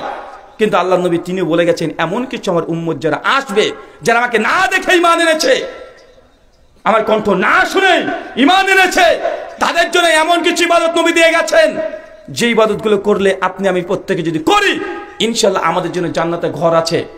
আমল করবেন? 5খানা আমল বলবো। কয়টা? রাত অনেক বেশি হয়ে গেছে। 5খানা আমলের কথা বলবো, যে আমলগুলো করলে আপনি ওমর বিন খাত্তাবের মতো জান্নাতে ঘর পাবেন। খুব বেশি কষ্ট করতে হবে না। দুনিয়াতে একটা ঘর যদি তৈরি করতে চান, একটা বিল্ডিং তৈরি করতে চান, আপনি সেই ইয়াং অবস্থা থেকে আপনি বিল্ডিং তৈরি করতে শুরু করে দিয়েছেন, ইনকাম করতে শুরু করে দিয়েছেন, বয়স 70 পার হয়ে যাচ্ছে, এখনো দুনিয়াতে একটা ঘর তৈরি করতে পারেন নাই, তো জান্নাতে যদি ঘর নেন, একটু পরিশ্রম করতে হবে কি হবে না? একটু টাকা পয়সা দিতে হবে কি হবে না? দুনিয়াতে ঘর তৈরি করতে গেলে আপনার 7-8 লাখ টাকা খরচ হয়, 60 বছর আপনি মানে পরিশ্রম করেও ঘর তৈরি করতে পারেন না। আল্লাহর জান্নাতে ঘর নেবেন, অট্টালিকা নেবেন, একটু আপনাকে সময় দিতে হবে, একটু অর্থ খরচ করতে হবে। চলেন, 1 নাম্বার আমল, সহিহ বুখারী কিতাবুস সালাত হাদিস নাম্বার 450। আল্লাহ নবী বলছেন, কেউ যদি দুনিয়াতে একটা আল্লাহর ঘর মসজিদ তৈরি করে দেয়, বাইতুল ফিল জান্নাহ, আমি আল্লাহ তাকে জান্নাতে ঘর দেব। কে কে জান্নাতে ঘর চাই? হাত তুলি তো, 2 হাত তুলি, তোলেন 2 হাত। তাকবীর, তাকবীর, তাকবীর।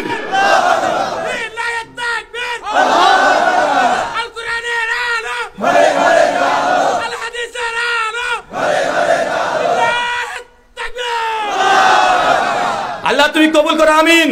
এই হাত এখানে নয়, ডাইরেক্ট পকেটে। কোথায়? পকেটে পড়েন ডাইরেক্ট। এই কমিটির ছেলেরা কইরে চাদর নিয়ে চলে যান, তাতে দ্রুত। এত সময় দেওয়া যাবে? রেডি নাই কেন ভাই? বললাম না রেডি থাকতে আপনাদেরকে, আধা ঘন্টা আগে বলে দিয়েছি। পকেটে চা আছে, দিতে পারবেন? হ্যাঁ ইনশাল্লাহ পারবেন তো ইনশাল্লাহ। ভাই আমি কখনো চাঁদা তুলি নাই, কালেকশন করতেও জানি না, আমি পারিও না। তা আপনাদের সামর্থ্য যা আছে, কোনো জোর জবরদস্তি নেই, বৈঠকি দান, যার যত সামর্থ্য আছে 1 টাকা হলেও আজকে সহযোগিতা করে যান। ইনশাআল্লাহ কেউ খালি হাতে যাবো না। কে কে খালি হাতে যাবো একটু হাত তুলি তো। এই আপনারা আরো জানতো, এই 4-5 জন হবে। এই পেছন থেকে 2-4 জন সহযোগিতা করেন তো তাড়াতাড়ি, নাহলে আলোচনা বিঘ্ন ঘটে যাবে। মন কি আমাকে দিতে হবে না, সব ওখানে দেন। শুকরান। দ্রুত ভাই বলেন তো কি বলেছি? আমার দিকে, এদিকে, এদিকে যখন আসবে তখন দেবেন। দায়িত্বশীলরা আছে, পকেটে যা আছে। আর মাঝখানে কেউ যেন উঠে যায় না, কারণ টাকা চাইলে বাঙালি পালাই। 5খানা আমলের কথা বলবো, যে 5খানা আমল করলে আপনি জান্নাতে ঘর পাবেন ইনশাআল্লাহ। প্রথম এক আমল, যে ব্যক্তি দুনিয়াতে একটা মসজিদ তৈরি করবে। কি তৈরি করবে ভাই? আমাদেরকে কি তৈরি করতে হবে? মসজিদ। আপনি কি পাবেন? আল্লাহ সুবহানাহু ওয়া তাআলা জান্নাতে আপনাকে একটা অট্টালিকা দিয়ে দিবে, একটা ঘর দিয়ে দিবে, একটা রাজপ্রাসাদ দিয়ে দিবে। দুনিয়াতে সবচেয়ে বড় ধনী তার নাম কি? এলেন মার্কস, বিল গেটস, এরা হচ্ছে সবচাইতে বড় ধনী। তাদের বাড়ি কি আছে? আল্লাহর কাছে তার চাইতে ভালো বাড়ি পাবেন কি পাবেন না? ইনশাআল্লাহ পাবেন না? আরে এখানে ইনশাআল্লাহ বলার দরকার নেই মনে হয়। আরে আল্লাহর কাছে তা আছেই। আল্লাহ তো গোটা বিশ্বের সৃষ্টিকর্তা, সৃষ্টিকর্তা কি কর্তা নয়? আর তার কাছে এর চাইতে ভালো সুন্দর অট্টালিকা আপনি পাবেন, শুধু 2 মসজিদ তৈরি করে দিতে হবে। অনেকের মধ্যে প্রশ্ন, হুজুর তার মানে কি টাচ দিয়ে মসজিদ তৈরি করতে হবে? অনেক বড় মসজিদ তৈরি করতে হবে, 4 তলা বিল্ডিং করতে হবে মসজিদের? জি না, আল্লাহ নবীর জামানাতে এমন টাচ দিয়ে চকচকে মসজিদ ছিল না। নবীর জামানাতে শুধু খেজুর বৃক্ষ দিয়ে, ওপরে শুধু মতো খেজুরের ডাল দিয়ে আল্লাহ নবীর জামানাতে মসজিদ তৈরি করেছে। সাহাবীরা জান্নাতে ঘর পাবে। তাই আপনি যে দুনিয়াতেও একটা ভাঙা টিনের বেড়া দিয়ে যদি মসজিদ তৈরি করে দেন, মাত্র 10 জন 20 জন 50 জন নামাজ পড়ার জন্য যদি ওয়াকফ করে দেন, জেনে রাখেন জান্নাতে আপনি ঘর পাবেন ইনশাআল্লাহ। দলিল সুনান ইবনে মাজাহ হাদিস নাম্বার 738। আল্লাহ নবী বলছেন, কেউ যদি দুনিয়াতে একটা পায়রার ঢোপের সমান, পায়রার ডিমের সমান মসজিদ তৈরি করে দেয়, বাইতুল ফিল জান্নাহ, আমি আল্লাহ তাকে জান্নাতে ঘর দেব। চাচা কতটুকু বলেন তো মসজিদ? কতটুকু বললাম? পায়রার ঢোপের সমান, পায়রার ডিমের সমান। আচ্ছা, পায়রার ডিমের সমান কি মসজিদ তৈরি হয়? এই হাদিসের অর্থ কি? ইমাম ফাতুল বারীর মধ্যে ইমাম হাজার আসকালানী তিনি আলোচনা করে বলছেন, কোন ব্যক্তি যদি একজন মানুষের জন্য নামাজ পড়ার মতো জায়গা যদি তৈরি করে দেয়, একজন ব্যক্তি নামাজ পড়বে এমন একটা জায়গা, তার জন্য আল্লাহ জান্নাতে ঘর দিয়ে দিবে। কিভাবে করবেন? এই আমলটা করার জন্য সহজ উপায়। আপনাদের এলাকায় ইঞ্জিনিয়ার আছে না নাই? কালকে ইঞ্জিনিয়ারের কাছে যাবেন, গিয়ে বলেন, ভাইজান একটা মানুষের নামাজ পড়ার জন্য কতটুকু জায়গা লাগে?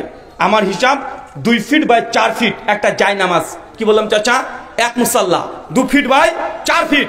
ওনাকে বলেন যে ইট, সিমেন্ট, বালি, রং, রড, ইলেকট্রিক সব খরচ, এই 2 ফিট বাই 4 ফিট কত টাকা লাগবে? ভাই বলেন তো, বলতে পারবে কি পারবে না? পারবে কি পারবে না? পারবে। আপনি ইঞ্জিনের কাছে জিজ্ঞাসা করে আপনি নিয়াত করে নেন, যেসব মসজিদ নতুন হচ্ছে ওখানে এক মুসাল্লা, এক জায়নামাজ সমান আপনি মসজিদে দান করবেন। জেনে রাখেন, আশা রাখেন আপনি জান্নাতে ঘর পাবেন ইনশাআল্লাহ। করবো তো? আরে বেদাতিরা বাপ মারা গেলে 10খানা গরু জবাই করে বাপের জন্য মৃত্যু বার্ষিকী পালন করে তারা খানা দিতে পারে। আপনার বাপ মারা গেছে, বাপের জন্য সুন্নতি আমল এক মুসাল্লা মসজিদ দান করতে পারবেন না? বেদাতিরা করছে, ঠিক আছে, তা সুন্নতি আমল করা যাবে না? আপনার সুন্নতি আমল কে করবে? আপনাকে করতে হবে। তাই এই আমলটা যেন আজ থেকে শুরু হয়ে যায় ইনশাআল্লাহ। করব। 2, যারা টাকা পয়সা নিয়ে ভাবছেন যে টাকা পয়সা চাইলে জান দেওয়া যাবে, কিন্তু টাকা দেওয়া যাবে না, এর মানুষ আছে না নাই? টাকার কথা বললেই দেখবেন মানুষ দেখবেন উঠতে শুরু করে দেয়। আপনার নাটোর বাসী বেশি উঠেননি, 2-3 জন ওখানে উঠাউটি করেছে, মানে সম্ভবত বিড়ি খাওয়ার জন্য গিয়েছে। মানে ওরা আসবে আবার ইনশাআল্লাহ, বিড়ি খেয়ে আবার চলে আসবে। মানে বিড়ির নেশা লেগেছে, 1 ঘন্টা হয়ে গেলে বিড়ি টানেনি, ওই বিড়ি খেতে গেছে সম্ভবত। 2, সুনান দারিমি হাদিস না 435। শেখ আলবানী সহিহ জামে এই সনদকে সহিহ বলেছেন। শেখ সোহাইর নাউদ কিছুটা দুর্বল বলেছেন, তবে শেখ আলবানী এর শাহাদ থাকার কারণে সহিহ বলেছেন। আল্লাহ নবী বলেছেন, কেউ যদি প্রতিদিন 10 বার, কয়বার? সূরাতুল ইখলাস। কোন সূরা? চাচা সূরা ইখলাস জানেন না? বাবা জানি না। চাচা আপনি জানেন, নাম জানেন না? কোনটাকে সূরা ইখলাস বলে? ওই যে কুল হুয়াল্লাহু আহাদ, বলো তিনি আল্লাহ এক এবং অদ্বিতীয়। আল্লাহুস সামাদ, তিনি আল্লাহ কাহার মুখাপেক্ষী নন। লাম ইয়ালিদ ওয়া লাম ইউলাদ, তিনি আল্লাহ কোন সন্তান জন্ম দেন নাই, তিনিও কারো সন্তান না। ওয়া লাম ইয়াকুল্লাহু কুফুয়ান আহাদ, আল্লাহর সমকক্ষ সমতুল্য কোনো কিছু নেই। এই যে 4 লাইনের সূরা ইখলাস, ছোট্ট একটা সূরা, কেউ যদি প্রত্যেকদিন 10 বার পাঠ করে, আল্লাহ নবী বলছেন বাইতুল ফিল জান্নাহ, ওই ব্যক্তির জন্য জান্নাতে ঘর। চাচা এটা পড়া যাবে তো? আর জানি সূরা বাকারা আপনার শেষ আয়াত 3টে মুখস্থ নাই, সূরা ইয়াসিন মুখস্থ করতে পারেন নাই, সূরা মুলক মুখস্থ করতে পারেন নাই, সূরা কাহাফ মুখস্থ করতে পারেন নাই। এই সূরাগুলো অনেক বেশি ফজিলত, কিন্তু আপনি যদি কিছু না পারেন, সূরা ইখলাস তো জানা আছে, জানা আছে না? আজকের পর থেকে সূরা ইখলাস প্রতিদিন 10 বার। মায়েরা কোন সময় পড়বেন? হুজুর ঋতুস্রাব অবস্থায় আছি, মেন্স পিরিয়ড হাইজ অবস্থায় আছি, মেনস্ট্রুয়েশন অবস্থায় আছি, নাপাক অবস্থায় আছি, এই সময় কি সূরা ইখলাসটাকে পাঠ করা যাবে? জি, সেই সময়তে পাঠ করতে পারবেন। ডাইরেক্ট কোরআন মাজিদ স্পর্শ করতে পারবেন না, হারাম।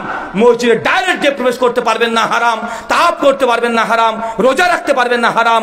নামাজ পড়তে পারবেন না, হারাম। কিন্তু মাথায় যদি মুখস্থ থাকে, তাহলে দোয়া, দুরুদ, জিকির, আজকার, তাসবিহ, তাহলিল সবকিছু করতে পারবেন। হ্যাঁ, আমি এখন সবজি কাটছি, পড়তে পারবো? জি পারবেন। ব্যবসা করছেন, দোকানে পড়তে পারবেন, পারবেন, বাসে যাচ্ছি পড়তে পারবেন, পারবেন। 24 ঘন্টার মধ্যে যে কোনো সময় 10 বার সূরা ইখলাস পড়বেন, বাইতুল ফিল জান্নাহ, আপনার জন্য জান্নাতে ঘর পেয়ে যাবেন ইনশাআল্লাহ। পড়বো তো ইনশাআল্লাহ? পড়বো মানে শেষ করে ফেললাম নাকি? যে হুজুর এখনই পড়ে ফেলেছি 7 বার হয়ে গেছে, আর মনে মনে ভাবছি মানে জান্নাতে মানে এই মানে ছাদ ঢালাই বন্ধ হয়ে গেছে, মানে আমরা তো চালাক বাঙালি, পড়ে ফেলেছি এখনই, হুজুর বলতে বলতে পড়ে ফেলেছি, জান্নাতে ঘর রেডি। ভাইজান একদিন পড়লে হবে না, এটা একদিন নয়, এই যে আজকে থেকে আমলটা শুরু হয়ে যাবে, মৃত্যু পর্যন্ত আমল চলবে। ভূমিকম্প হচ্ছে, বাপ মারা গেছে, মনে নাই আজকে পড়িনি, সঙ্গে পড়ে ফেলতে হবে, মানে সেন্স থাকলে 24 ঘন্টায় যে কোনো সময় সূরা ইখলাস 10 বার হবে তো ইনশাআল্লাহ। 3 সুনান তিরমিজি হাদিস নাম্বার 415, আল্লাহ নবী বলছেন কেউ যদি প্রত্যেক দিন 12 রাকাত সুন্নাত নামাজ, কত রাকাত? কি নামাজ? বাঙালি তো ফরজি পড়ে না, সুন্নাত। হ্যাঁ, সুন্নাত নামাজ 12 রাকাত যদি কেউ পড়ে, হেফাজত করে, বাইতুল ফিল জান্নাহ, তার জন্য জান্নাতে ঘর দেবেন আল্লাহ। পড়বো তো ইনশাআল্লাহ? এই আমলটা আমাদের হানাফি ভাইরা বেশি করে, আহলে হাদিসের মধ্যে ঘাটতি আছে। জি, এই 12 রাকাত সুন্নাত নামাজ হানাফি ভাইরা কন্টিনিউয়াসলি পড়ে। 12 রাকাত তো পড়ে, আর নফল নামাজ বসে বসে পড়ে কি পড়ে না? কথা বলেন। আপনি নিজেকে এত আহলে হাদিস দাবি করছেন, এই 12 রাকাত সুন্নাতের বরকতে, ফজিলতে হানাফি ভাইরা যদি আগে থেকে জান্নাতের ঘর পেয়ে যান, আপনারা কি করবেন? ঘরে বাইরে গিয়ে দাঁড়িয়ে দেখবেন? এত তাকে বেদাতি বলছেন যে এই আমলটা বেদাত, ওটা সুন্নাত, যদি এই আমলের কারণে ওদের সমস্ত গুনাহ আল্লাহ ক্ষমা করে জান্নাতকে ঘর দিয়ে দেয়, আপনি কি করবেন? 12 রাকাত সুন্নাত মিস করা যাবে না। কখন? জোহরের আগে 4, পরে 2, মাগরিবের পরে 2, এশার পরে 2, ফজরের আগে 2। হুজুর ফজরের আগে 2 পড়তে পারিনি, জামাত শুরু হয়ে গেছিল। জি, ফজরের ফরজ নামাজ পড়ে সালাম ফিরিয়ে সঙ্গে সঙ্গে 2 রাকাত নামাজ পড়ে নেবেন, মিস করবেন না। 12 রাকাত। কত রাকাত? চাচা আপনাকে আর একটা নসিহত করে যাই, সহিহ বুখারী 731 নম্বর হাদিস, আল্লাহ নবী বলছেন পুরুষ মানুষের জন্য সুন্নাত নফল নামাজ মসজিদের চাইতে বাড়িতে উত্তম। কোথায় উত্তম? চাচা সুন্নাত নামাজ কোথায় পড়তে হয়? নফল নামাজ কোথায় পড়তে হয়? বাড়িতে। আপনি কোথায় পড়েন? কোথায় পড়েন? কেন মসজিদে পড়বেন? ওযু কেন আপনি মসজিদে করতে হবে? বাড়ি থেকে আপনার ওযু করার জায়গা নেই, বাড়ি থেকে পানি নেই, বাড়ি থেকে নামাজ পড়ার জায়গা নেই। যে নামাজ না থাকে, আবু বকর রাদিয়াল্লাহু আনহু, ওমর বিন খাত্তাব, সাইদ বিন মুসাইব, জাবির বিন আব্দুল্লাহ, তাই প্রত্যেকের বাড়িতে স্পেশাল একটা ঘর ছিল, তারা ঘর তৈরি করতো শুধু ইবাদত করার জন্য। আল্লাহর সাথে কথা বলার দরকার আপনার রাতে বেলাতে, ওযু করে বাড়িতে সঙ্গে সঙ্গে ওই ঘরের মধ্যে প্রবেশ করেন, কোরআন, তাসবিহ, তাহলিল, জিকির, আজকার যা ইচ্ছা তাই করেন, 2 রাকাত করে তাহাজ্জুদের নামাজ পড়েন। দেখবেন নামাজের মধ্যে কত স্বাদ, কত মিষ্টি, আপনি তখন বুঝতে পারবেন যদি ইবাদতের জন্য স্পেশাল একটা ঘর তৈরি করতে পারেন। আপনাকে বলছি না একদম সুন্দর টাচ দিয়ে তৈরি করতে হবে, যে জায়গা না থাকে বাড়ির ছাদের ওপরে একটা টিনের বেড়া দিয়ে হোক, পাটকাঠি বেড়া দিয়ে হোক, একটা ঘর তৈরি করেন, নাম দিয়ে দিবেন ইবাদতখানা, একদম চায় নামাজ বিছিয়ে দিবেন, তসবিহ রেখে, আতর সেন্ট গোলাপ রেখে, কোরআন মাজিদ সাজিয়ে রেখে, যখনই নফল নামাজ পড়ার দরকার, সুন্নাত নামাজ পড়ার দরকার, জিকির করার দরকার, তসবিহ, তাহলিল, নফল নামাজ পড়ার দরকার, ওই ঘরে গিয়ে নামাজ পড়বেন, দেখবেন নামাজে কত স্বাদ। আপনি বলছেন হুজুর নামাজ পড়ি, কিন্তু নামাজ পড়তে পড়তে ব্যবসাও করি, এরকম আছে না? নাই। নামাজ পড়ছেন, নামাজে পড়তে ভক্তি নেই, শ্রদ্ধা নেই, আছে না? নামাজ পড়ছেন, বিভিন্ন খেয়াল চলে আসছে, কেন? কারণ আপনি নামাজের পরিবেশ তৈরি করতে পারেননি এখনো। সুন্নাত নফল নামাজ নবী মসজিদে পড়তেন না। আমি বলছি না যে সুন্নাত নফল নামাজ মসজিদে পড়া জায়েজ নয়, বলছি জায়েজ। তা উত্তম কোথায়? বাড়িতে। আমরা আহলে হাদিস, আমরা তো বলি সুনান আবু দাউদ 570 নম্বর হাদিস, আল্লাহ নবী বলছেন মেয়েদের জন্য ফরজ নামাজ বাড়িতে পড়ার চাইতে মসজিদে উত্তম, মসজিদে পড়ার চাইতে বাড়িতে উত্তম। মেয়েদের জন্য ফরজ নামাজ কোথায় উত্তম চাচা? বাড়িতে উত্তম। কিন্তু আমরা আহলে হাদিস মেয়েদেরকে মসজিদে নিয়ে যাওয়ার জন্য আন্দোলন করছি, বই লিখছি না ভাইজান। কেন? শুধু মেয়েরা মসজিদে নামাজ পড়বে এটা জায়েজ। উত্তম কোন জায়গায়? বাড়িতে। তারপর আপনি মসজিদে নিয়ে যাচ্ছেন, মেয়েদেরকে নিয়ে যাচ্ছেন না, তো আপনার বাড়িতে কেন ইবাদতখানা নাই? কেন নাই? এই সুন্নাতটা হিন্দুরা বেশি পালন করে এখন। নবীর সুন্নাত মুসলমানে পালন করা দরকার, পালন করা করে হিন্দুরা। ওদের ভাঙা বাড়ি হোক, টিনের বাড়ি হোক, তারপর সিঁড়ির তলে দেখবেন ছোট্ট একটা ঠাকুর ঘর করে দিয়েছে, গণেশের মূর্তি, শ্রীকৃষ্ণের মূর্তি রেখে দিয়ে প্রতিদিন সকাল সন্ধ্যাবেলায় তারা শাঁখ বাজাচ্ছে, শঙ্খ বাজাচ্ছে আর মন্ত্র পাঠ করছে। ইয়া দেবী, ভাই মন্ত্র পাঠ করে না? ওং ভূর্ভুবস্সুঃ তৎসবিতুর্বরেণ্যং ভর্গো দেবস্য ধীমহি ধিয়ো ন প্রচোদয়াৎ। পড়ে না? প্রতিদিন তার জিকির করছে, হরে কৃষ্ণ কৃষ্ণ কৃষ্ণ হরে হরে, হরে রাম রাম রাম হরে হরে। তাদের ঘরে একটা ঠাকুর ঘর আছে। মুসলমান, আপনার বাড়িতে আল্লাহর জন্য ইবাদত করার জন্য ঘর কোথায়? একটা ঘর আপনাকে স্পেশাল তৈরি করতে হবে, ভাঙা বেড়াতে হলেও, বারান্দায় হলেও আর ছোট্ট করে ঘর কোনাতে করে দিবেন। আপনার মেয়ে, স্ত্রী, বউ তার ওই ঘরে নামাজ পড়বে। কেন? মসজিদের চাইতে নফল ফরজ নামাজ মেয়েদের জন্য বাড়িতে উত্তম। তবে হ্যাঁ, জুমার দিন মেয়েরা বাড়িতে পড়বে না, জুমা মসজিদে গিয়ে পড়বে, এটা উত্তম। কিন্তু আমাদের হানাফি ভাইরা বলে যে মেয়েদের মসজিদে যেতে দেওয়া যাবে না, বাধা দেবে তারা মাকরু বলে। তাদের এই ফতোয়া ঠিক না। অবশ্যই মেয়েরা মসজিদে যেতে পারে, চাইলে যেতে পারে। কোথায় উত্তম? আল্লাহ নবী অনুমতি দিয়েছে, তুমি বাধ্যদের কে? নবী জায়েজ করেছে, তুমি হারাম করার কে? তাই হাদিসে যতটুকু আছে ততটুকু বলতে হবে। নবী বলেছেন মেয়েদের 5 ওয়াক্ত নামাজ মসজিদে পড়ার চাইতে বাড়িতে উত্তম, অবশ্যই বাড়িতে উত্তম। তবে নবী মসজিদ যেতে নিষেধ করেনি, বরং বাধা দিতে নিষেধ করেছে। আপনি আমি বাধা দেওয়ার কে? কেন বাধা দেব? বাধা দেওয়া যাবে না। পুরুষদেরকেও বাড়িতে নামাজ পড়ার জন্য একটা ঘর তৈরি করতে হবে। করবো তো ইনশাল্লাহ। চাচা, 3 নম্বর আমলটা কি বললাম? 12 রাকাত সুন্নাত চলবে তো ইনশাআল্লাহ? 4 সুনান তিরমিজি 478 নম্বর হাদিস, আল্লাহ নবী বলছেন কেউ যদি ফজরের নামাজ পড়েছে, যায় নামাজে বসে আছে, অপ্রাসঙ্গিক কোনো কথা বলেনি, সূর্য উদিত হয়েছে ততক্ষণ তসবিহ, তাহলিল, জিকির, আজকার, কোরআন পাঠ এগুলো করতে থেকেছে, অপ্রাসঙ্গিক কোনো কথা বলেনি, সূর্য উদিত হয়েছে, এই নামাজকে কি নামাজ বলে? চাস্তির নামাজ। কেউ যদি 4 রাকাত পড়ে, কয় রাকাত? 4 রাকাত, নবী বলছেন বাইতুল ফিল জান্নাহ, তার জন্য জান্নাতে ঘর আছে। চাচা, ফজরের নামাজ তো আপনি ঠিকই পড়েন জামাতে, কিন্তু নামাজ শেষ করে আপনি চায়ের দোকানে গিয়ে বসে হাকিমপুরি জর্দা দিয়ে পান খাচ্ছেন, জান্নাতে ঘর হবে? আচ্ছা না নাই কথা বলেন? আর একদম রাজনীতি কিভাবে হাসিনা পালিয়েছে সব চাচার মুখস্থ, একদম সব মুখস্থ। ওই ইতিহাস, জীবন বিজ্ঞান, ভৌত বিজ্ঞান সব চাচা পণ্ডিত, বড় রাজনীতিবিদ। আছে না নাই কথা বলেন? কোন হুজুর কি করলো, কে কি করলো, সব চলছে।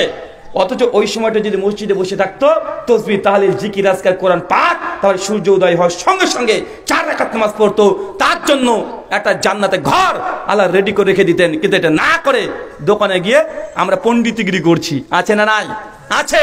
5 নাম্বার আমল, এই আমলটা আহলে হাদিসরাই করে। এখানে হানাফি ভাইরা ঠকে গিয়েছে, ভুল বুঝেছে হানাফি ভাইরা।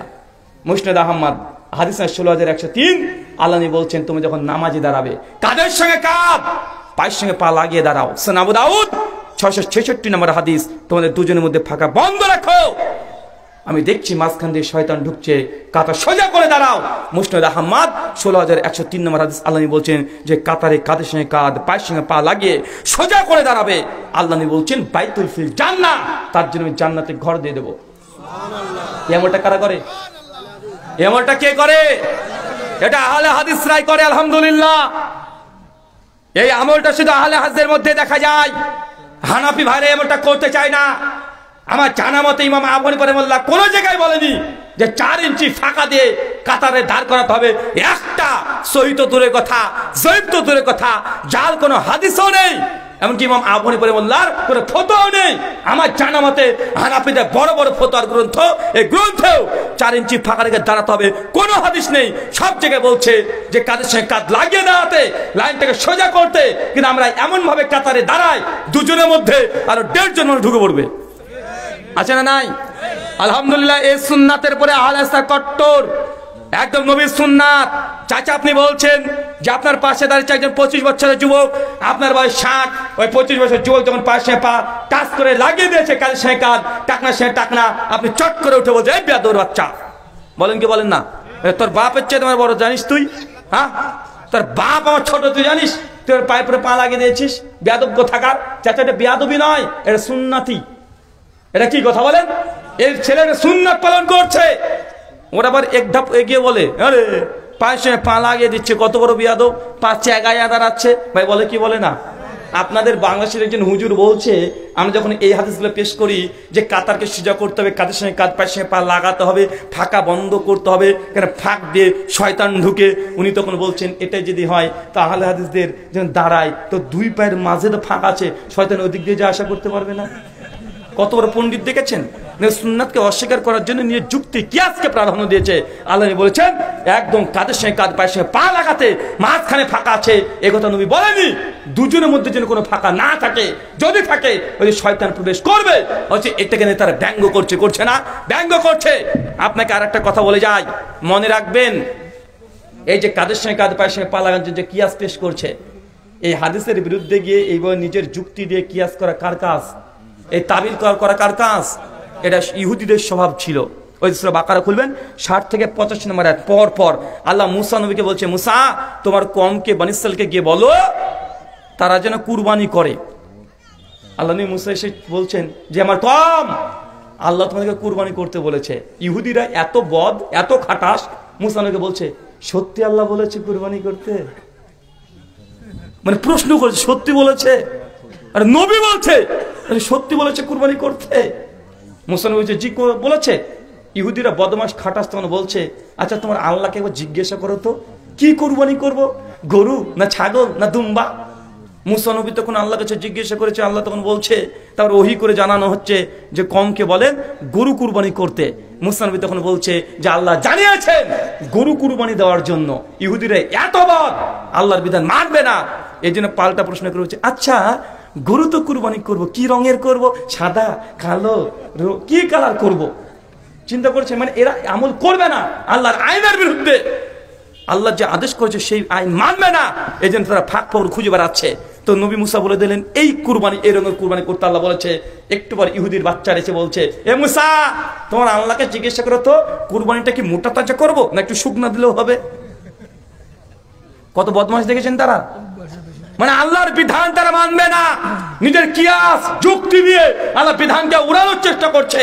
আমাদের বর্তমান সমাজেও কিছু মানুষ আছে সুন্নাত নিজের মাঝের বিরুদ্ধে থাকার কারণে সুন্নাতকে পদদলিত করে দিয়ে তার নিজেদের মাযহাব মানার জন্য তাগিদ দিচ্ছে, আছে না নাই? এই তো কয়েকদিন আগে আপনাদের বাংলাদেশের বক্তাকে দেখলাম মাথাতে এইভাবে একদম সে বুখারীকে তুলেছে, তুলে বলছে আল্লাহি, আল্লাহর কসম, আল্লাহর কসম, আল্লাহর কসম করে বলছি এই যে বুখারী আমার মাথায়, লামা সাবিরা বলে বুখারীর মধ্যে জোরে আমিন বলার হাদিস আছে, আল্লাহর কসম এই যে বুখারী দেখছেন এই বুখারীর মধ্যে জোরে হাদিস, জোরে আমিন বলার হাদিস একটা হাদিসও নাই। চিৎকার মারছে। ভাই এই আলোচনা দেখেন নাই? চিন্তা করেছেন বুখারীর, অথচ সেই বুখারীর 780 81 82 83 পরপর হাদিস আবু হুরায়রা থেকে যে আল্লাহ নবী বলেছেন যখন গায়রিল মাগযুবি আলাইহিম ওয়াজ-যালিন বলবেন ফাকালা আমিন, তখন তোমরা আমিন বলো। কেউ যদি আমিন বলে আর তার আমিন ফেরেশতার আমিনের সঙ্গে যদি মিলে যায় তাহলে আল্লাহ সুবহানাহু ওয়া তাআলা তার পেছনের সমস্ত গুনাহ আল্লাহ ক্ষমা করে দিবে, কিন্তু মাঝাবে নেই তাদের।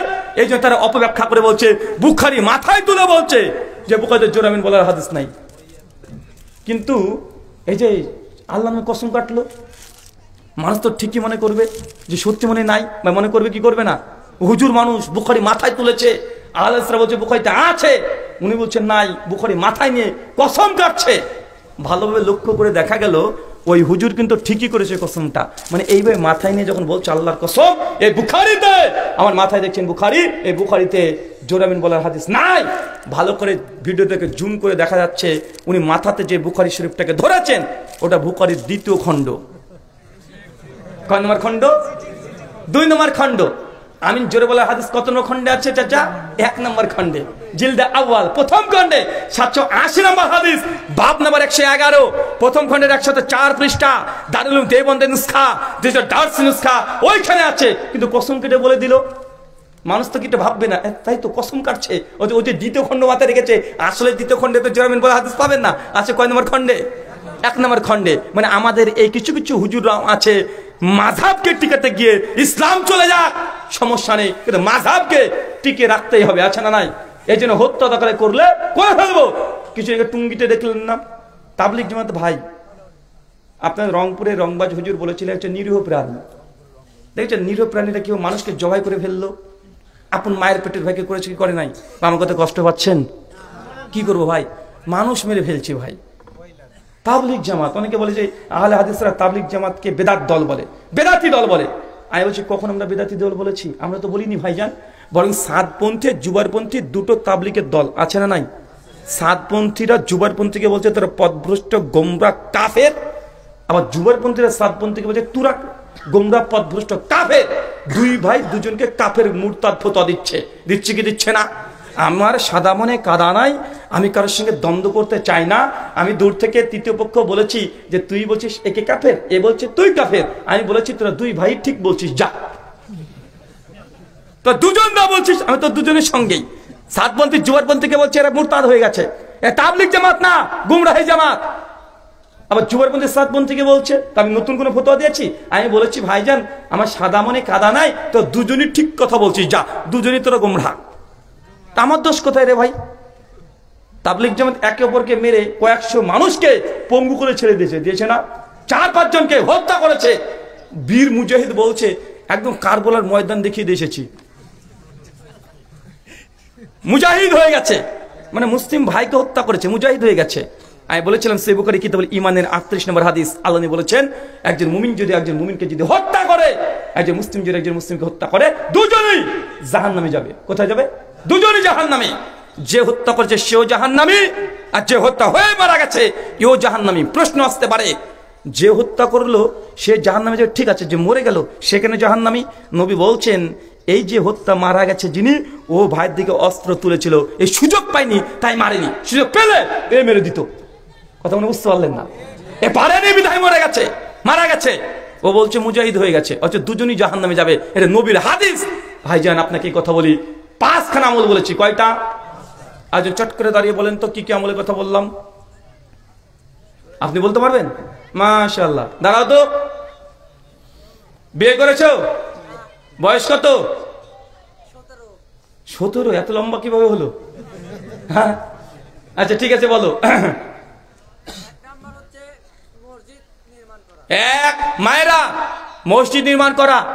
কখনো যদি মসজিদের জন্য চাঁদা চাইতে আসে, 1 টাকা হলেও দিয়ে শরীক হবেন, খালি হাতে ফেরাবেন না। আমলের জন্য আপনার 1 টাকা হলেও মসজিদের জন্য থাকে, আল্লাহকে বলে আল্লাহ আমার এর চাইতে বেশি সামর্থ্য ছিল না, আমি 1 টাকা দিয়ে শরীক হয়েছি। খবরদার মসজিদের জন্য কেউ হাত পাতলে খালি হাতে ফেরাবেন না। পারবেন তো ইনশাআল্লাহ? 2, মাশাআল্লাহ, প্রতিদিন সূরা ইখলাস মানে সূরা কুল প্রতিদিন 10 বার পাঠ করতে হবে। মেয়েদেরকে বলি, মায়েদের উদ্দেশ্যে বলি, 10 বার সূরা ইখলাস এটা মিস করা যাবে না। রান্না করতে করতে হলেও পড়ে ফেলতে হবে, সবজি কাটতে কাটতে হলেও এটা পড়ে ফেলতে হবে, থালা বাসন মাজতে মাজতে হলেও পড়তে হবে। একটু সময় দেন, খাসভাবে সময় দেওয়ার প্রয়োজন নেই। চলন্ত কাজ অবস্থায় পড়লে আপনি এই ইবাদত আপনার আমলনামায় লেখা হয়ে যাবে ইনশাআল্লাহ। 3, প্রতিদিন 12 রাকাত সুন্নাত নামাজ। মায়েদের উদ্দেশ্যে কাল থেকে আপনার হাজবেন্ড স্বামীকে বলে দিবেন আজকের থেকে 15 মিনিট জোহরের খাবার লেট করে হবে। কেন? সুন্নাত নামাজ পড়বো। মেয়েরা নামাজ পড়ে না সুন্নাত, শুধুমাত্র রান্না বান্না কাজ করার জন্য করেছে। আছে না নাই? কথা বলেন, আছে না নাই? স্বামীকে ডাইরেক্ট বলে দিবেন যে তোমার তো সংসার করছি, তোমার ঘর করছে ঠিক, কিন্তু আমার আসল ঠিকানা আল্লাহর কাছে জান্নাতে ঘর দরকার, কিন্তু তোমার সংসারের সামাল দিতে গিয়ে আমি সুন্নাত নফল নামাজ পড়তে পারি না। আজ থেকে তোমাকে 10 মিনিট পরে খাবার দেব। কেন? জোহরের আগে 4 পরে 2 রাকাত সুন্নাত আছে, এটা পড়তেই হবে। আপনি পড়বেন টোটাল 12 রাকাত নামাজ কন্টিনিউয়াসলি পড়তে হবে। মায়েদেরকে জান্নাতে ঘর পাবেন ইনশাআল্লাহ। অবশ্যই বাপ যারা আছেন আপনারা পড়বেন, আপনারা ভাবেন না মায়েদের জন্য বললাম, মানে ওদেরকে নাম না ধরে বললে না ওরা গল্প করতে ব্যস্ত থাকবে, বলে বুবু যাই হোক ওটা ওই সিরিয়ালটা এরকম হয়েছে, ঈদ তো চলে আসলো, এই সামনে রমজান মাস আসছে, এই করবো, মানে গল্প চলবে ওদের মধ্যে। চলে না ভাইজান? কেন বলেন তো? ওই যে সকাল থেকে 6 লক্ষ শব্দ তৈরি হয়েছে মাথায়, কোথায় ব্যবহার করবে? জালসা দেশে ব্যবহার করে, ওরা জায়গা নাই তো, তাই এখানে এসে করবে, কিছু বলার নেই ভাই। 4 নাম্বার, প্রতিদিন ফরজ সালাত ফরজের নামাজ আদায়ের পর সূর্য ওঠার আগ পর্যন্ত অশ্লীল কথাবার্তা না বলে তাসবিহ তাহলিল করা। দাঁড়ান, আর 4 রাকাত হচ্ছে 4 রাকাত চাস্তের সালাত। মাশাআল্লাহ, উনি কিন্তু একদম হুবহু শব্দগুলো নকল করে বলে দিচ্ছে রে ভাই, এ তো মেমোরি কার্ডের মতো বলছে। আলহামদুলিল্লাহ প্রতিদিন 4 রাকাত খাস আমল, এটা আপনার কি বলেন তো ভাইজান, খাস আমল। এই আমল দিয়ে আল্লাহর কাছে দোয়া করুন, আল্লাহ এটা সে তোমার সন্তুষ্টির জন্য আমি এটা করি। কাউকে বলার দরকার নেই, আপনার নিজস্ব আমল। বান্দার যদি কোনো নিজস্ব আমল যদি খাস থাকে, খাস গোপন আমল যদি থাকে, বিপদে পড়লে ওই আমলটাকে সামনে রেখে আল্লাহর কাছে দোয়া করবেন, আল্লাহ দিনে খুব দ্রুত দোয়া কবুল করে নাই। সে বুখারী 2234 নম্বর হাদিস। ওই যে 3 জন সাহাবী রাস্তাতে চলছিল, ঝড় বৃষ্টি চলে আসলো, পাহাড়ের মধ্যে পড়ে গেল। ঘটনা জানা আছে না? জানা আছে তো? তাদের গোপন নেক কাজকে ধরে তারা দোয়া করছিল রবের কাছে, ডাইরেক্ট আল্লাহ তার দোয়া কবুল করে নিয়েছে। করেছে কি করে নাই? তাই এমন কিছু নিজের খাস একটা আমল থাকতে হবে, যেটা আমল নফল আমল, কিন্তু আপনি নিজের জন্য খাস করে নিয়েছেন। এই খাস আমলের জন্য আল্লাহর পক্ষ থেকে প্রতি মুহূর্তে আপনার বরকত আসবে। ডক্টর জাকির নায়েককে প্রশ্ন করেছিলাম যে স্যার আপনার গোপন আমল কি আছে, মানে খাস খুশি আমল কি আছে? উনি বলেনি, কিন্তু জেনে রাখবেন কোন মানুষের সফলতার পেছনে নির্দিষ্ট খাস একটা আমল বড় ভূমিকা রাখে। হয় কেউ বেশি কোরআন পড়ে, মানে কোরআনের প্রতি তার টান বেশি, প্রতি 2 ঘন্টা 3 ঘন্টা একটু সময় পেলে কোরআন পড়তে শুরু করে দেয়। বা কেউ আছে অতিরিক্ত নফল নামাজ পড়ে, কেউ আছে তাহাজ্জুদ গুজার, তাহাজ্জুদ নামাজ পড়ে, কেউ আছে সুন্নাতের পাবন্দি সহকারে সুন্নাত পালন করে, কেউ আছে নবীর সুন্নাতকে মানে এত ভালোবাসে হৃদয় থেকে। যে কোনো অতিরিক্ত এক্সটার্নাল তার একটা যে কোনো নফল সুন্নাত নামাজের প্রতি ভক্তি আছে, যারা গোপনে এমন ভাবে তার হৃদয় লেগে থাকে যে এই জন্যই আল্লাহ সুবহানাহু ওয়া তাআলা দুনিয়াতেও তাকে সফলতা দান করে। কি আছে দেখাচ্ছে যে জামাত মিস করে না, খাস মানে যে কোনো মূল্যে, ব্যবসা হোক না হোক যাই হোক, জামাত মিস করা যাবে না। এর মাসে আছে না নাই? এই খাস আমলগুলোতে আল্লাহর পক্ষ থেকে বেশি বরকত আসে, রহমত বেশি অর্জন হয়, রহমত দিয়ে আল্লাহ পূর্ণ করে দেয়। আল্লাহ আপনাকে দুনিয়াতেও কামিয়াবি করে দিবে, পরকালেও এই আমল দিয়ে কামিয়াবি করে দিবে। তাই দুনিয়াতে যত মস্ত বড় বড় আলেম ওলেমা আছে, এমনকি বেধর্মীদের মধ্যে দেখবেন, বেধর্মী যারা আছে, যারা সফল হয়ে গেছে, ওদের মধ্যেও দেখবেন খাস কিছু নির্দিষ্ট তারা আমল করে আছে। কারণ এটা আল্লাহ জানিয়েছেন, কেউ যদি জামে তিরমিজির হাদিস 2419 নম্বর হাদিস, কেউ যদি তার কাফের মানে কাফের আত্মীয়ের সঙ্গে যদি সম্পর্ক যদি অটুট রাখে, আল্লাহ বরকত দিয়ে তাকে পূর্ণ করে দেয়, তার জন্য এক্সট্রা রিজিক দেয়। আপনি বলছেন না বাপ বিদাতি, এই যে সম্পর্ক রাখবে না, জি না, বাপ বিদাতি হোক আর হিদাতি হোক সম্পর্ক রাখতে হবে। নবী ইব্রাহিমের বাপ আজর, নবী ইব্রাহিম কি বলে ডেকেছেন? ইয়া আবাতি, আমার আব্বা জান। এটা ডিরেক্ট যদি অনুবাদ করা হয় গ্রামাটিক্যাল দিক দিয়ে, ইয়া আবাতি, হে আমার আব্বা জান, তুমি কেন এই মূর্তি পুজো করো? তারপরে কথা বলছে সম্মান দিয়ে, বলছে কি বলছে না? তাই আপনার যদি আত্মীয় রক্তের সম্পর্ক থাকে, আত্মীয় সম্পর্ক যে কোনো মূল্যে অটুট রাখবেন। আত্মীয় সম্পর্ক ছিন্ন করলে আল্লাহ বলছেন না ইয়াদখুলুল জান্নাহ, ওই ব্যক্তি জান্নাতে যাবে না। আল কতে, যে রক্তের সম্পর্ক ছিন্ন করে দিয়েছে, ও হজ দিয়ে তখন জান্নাত পাওয়া যাবে না। তাই খাস কিছু ইবাদত থাকবে আপনার, যেটা আপনি করেন। অনেক ছেলেরা আছে না, মাকে দেখে তো বাপকে দেখে না, বাপকে দেখে তো মাকে দেখে না। দেখে যে 2 ভাই, মা বলছে বাবা ওষুধ ফুরিয়ে গেছে, বড় ভাই তো বলছে আমি সামনে মাসে তো আমি দিলাম, এই ছোট ভাই তুই দে। 2 ভাই ঝামেলা আছে না নাই? কথা বলেন।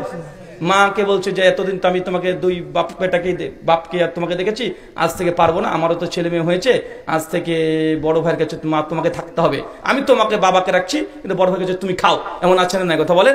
এই ব্যাপারটা কোনো রিজিক সম্পর্কে ধারণাই নেই। বেটা তুই যদি বাপ মার যদি রিজিকের দায়িত্ব নিয়ে নিস, আল্লাহ তোর বাপ মার রিজিক তোর ইনকাম সোর্স ঢুকিয়ে দিবে। মানুষ যতক্ষণ দুনিয়ায় থাকে, রিজিকের মালিক আপনি না। একটা উদাহরণ দিই, 5 নম্বরটা বলো তো। মাশাআল্লাহ, কাদের সঙ্গে কাঁধ পায়ের সঙ্গে পা লাগিয়ে কাতারকে সোজা করে দাঁড়ানো। আলহামদুলিল্লাহ, বসো, বসে পারো। আমার কাছ থেকে একটা হাদিয়া নিয়ে যাবে, আমার একটা বই যার সময়, ঠিক আছে? একটা হাদিয়া নিয়ে যাবে। শেষ কথা আপনাকে বলি, রিজিক চাচা আপনাকে বুঝতে হবে, বিশেষ করে ছেলেদেরকে রিজিকটা বুঝতে হবে। রিজিক এটা নির্ধারিত। সুনান সেই বুখারী এবং মিশকাতে আছে হাদিস না 5300 আলেম হচ্ছে মানুষের রিজিক নির্ধারিত। রিজিক মানুষকে অন্বেষণ করে, খুঁজে বেড়ায়। যতক্ষণ প্রাপ্ত রিজিক না পাবেন আপনার মরণ হবে না। কথা বুঝতে পারলেন না? রিজিক কি জানেন? যখন আপনি কারো দায়িত্ব নেবেন, তার রিজিক আল্লাহ আপনার আমলনামায় দিয়ে দিবে। একটা ইয়াং মেয়ে, বিয়ে হয়নি, বয়স 40 পার হয়ে যাচ্ছে, বিয়ে হয়নি, বাচ্চা নাই, তার স্তন থেকে 1 ফোঁটা দুধ বের হবে? কেন কেন বের হয় না? কিন্তু একটা মেয়ে 16 বছরে বিয়ে দিয়েছেন, পেটে বাচ্চা চলে এসেছে, বাচ্চা দুনিয়াতে চলে এসেছে, দুগ্ধ চলে আসে কি আসে না? কেন?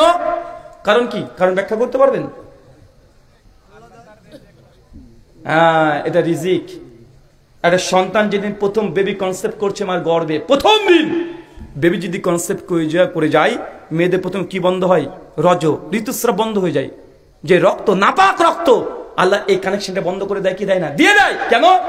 এই নাপাক রক্ত, মেন্সের রক্ত, পিরিয়ডের রক্ত এখন ওই বাচ্চার নারীর সঙ্গে তার বিভিন্ন সেলের সঙ্গে আল্লাহ যুক্ত করে দেয়। ওই রক্ত খেয়ে খেয়ে পেটে সন্তানটা আস্তে আস্তে বড় হচ্ছে। চিন্তা করছেন, রিজিক দেখেন। আপনি কি আপনার সন্তানকে বড় করেছেন ভেতরে? কে করেছে? ডাক্তার কানেকশন লাগিয়ে দিয়েছে? এটা আল্লাহ অটোমেটিক করেছে। এটা রিজিক। রিজিকের মালিক আল্লাহ। যতদিন পেটে আছে মারা ঋতুস্রাব হবে না, বন্ধ। যখনই গর্ভ থেকে সন্তানটা বেরিয়ে আসবে, মায়ের আবার ঋতুস্রাব শুরু হয়ে যায়। হয় কি হয় না? যখনই শুরু হয়ে গেছে তার ঋতুস্রাব শুরু হয়ে গেছে, এদিকে আর মায়ের স্তনে কোথা থেকে যে আল্লাহ দুগ্ধ দিয়ে পূর্ণ করে দেয়। দেয় কি দেয় না? এটা রিজিক। মার সঙ্গে ছিল, পেটের মধ্যে থেকে তখন থেকে দিয়েছে, দুনিয়ায় চলে এসেছে, বাইরে আল্লাহ দুগ্ধ দিয়ে পূর্ণ করে দিয়েছে। একটু একটু বড় হয়েছে, 4 মাস 5 মাস চলে গেছে, সে দুধের কাজ হয় না। এখন কি খেতে হবে? এটা চাল, সাবুদানা, সিলাক্স খেতে হবে। একটু দাঁত দরকার, কচি কচি দাঁত দিয়ে দিয়েছে, আছে না? 7 বছর বয়স হয়ে গেছে, 8 বছর বয়সে আর ভালো লাগে না। একই জিনিস কতদিন খাবে? গোস্ত খাবে, হাড় খাবে। এখন আল্লাহ দুধের দাঁত ভেঙে দিয়ে গজল গজল দাঁত দিয়েছে, নে খা, হাড় খাবি, খা। রিজিকের মালিক কে? আল্লাহ। আপনি বুঝতেই পারেননি।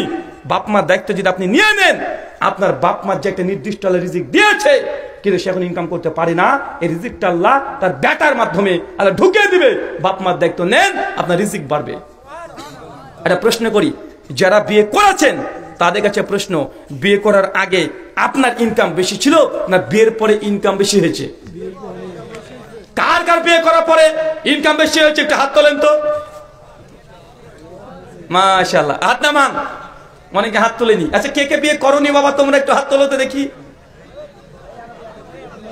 এগুলো মিসকিন, সব গরিব। হাত নামান। যদি বাপ মা যদি বলে যে তুই তো ইনকামই করিস না, বাপ মাকে বলে দেবে, হুজুর বলেছে, শেষ কথাটা শুনিয়ে দিবে। তুমি যদি নিজের ইজ্জতকে হেফাজত করার জন্য যদি বিবাহ করো, আল্লাহ কোন দিক দিয়ে রিজিক দিয়ে দিবে আপনি নিজে বুঝতে পারবেন না। কেন? আপনার বউ এখন আপনার শ্বশুর বাড়িতে আছে না নাই? মানে এখনো বিয়ে হয়নি, মানে যে মেয়েটা আপনার বউ হবে ও কিন্তু বাপের বাড়িতে এখন আছে। এখন ওই মেয়েটার যে রিজিক আছে সে কি ইনকাম করছে না? আল্লাহ তার বাপের আমলনামায় দিয়েছে। কার আমলনামায়? বাপের আমলনামায় দিয়ে দিয়েছে। যখন ওই মেয়েটা বাপের কাছ থেকে চলে তোমার কাছে আসবে, বাপের রিজিক কেটে দিয়ে তোমার সঙ্গে আল্লাহ কানেকশন করে দিবে। তখন তোমার স্ত্রীর রিজিক আল্লাহ তোমার ইনকামে ঢুকিয়ে দিবে। তুমি বিশ্বাস করো, বিয়ের পরে ছেলেদের বেচা কেনা ইনকাম, টাকা পয়সা রোজগার বাড়ে। দুনিয়াতে একটা মানুষ দেখাতে পারবেন না যে বিয়ের পরে তার রিজিক কমে গেছে। দেখাতে পারবেন? আল্লাহ সুবহানাহু ওয়া তাআলা এই মিসকিন যারা আছে, গরিব যারা আছে, যারা বিয়ে করতে পারেনি, আগামী বছর যখন আসবো কোলে যেন একটা করে সন্তান সহ চলে আসে, আল্লাহ সেই তুমি ব্যবস্থা করে দাও। সকলে বলি আমিন। চাচা আমিন বলছে, চাচা হে দোয়া আমিন বলেন না। এই দোয়া আমিন বললে খবর খারাপ। সামনে বছর একটা আপনার বউ চাচি চলে আসবে, বলে ছেলে নিয়ে আসতে হবে আপনাকে। তাই সব দোয়াতে আমিন বলেন না, বিপদ হয়ে যাবে। এই গরিব মিসকিন যারা আছে, যারা বিয়ে করতে পারেনি, তাদের জন্য কথা বুঝতে পারলেন তো? শুকরান, জাযাকাল্লাহু খায়রান, বারাকাল্লাহু ফিকুম। আলোচনা শেষ, প্রশ্নোত্তর হবে। হ্যাঁ,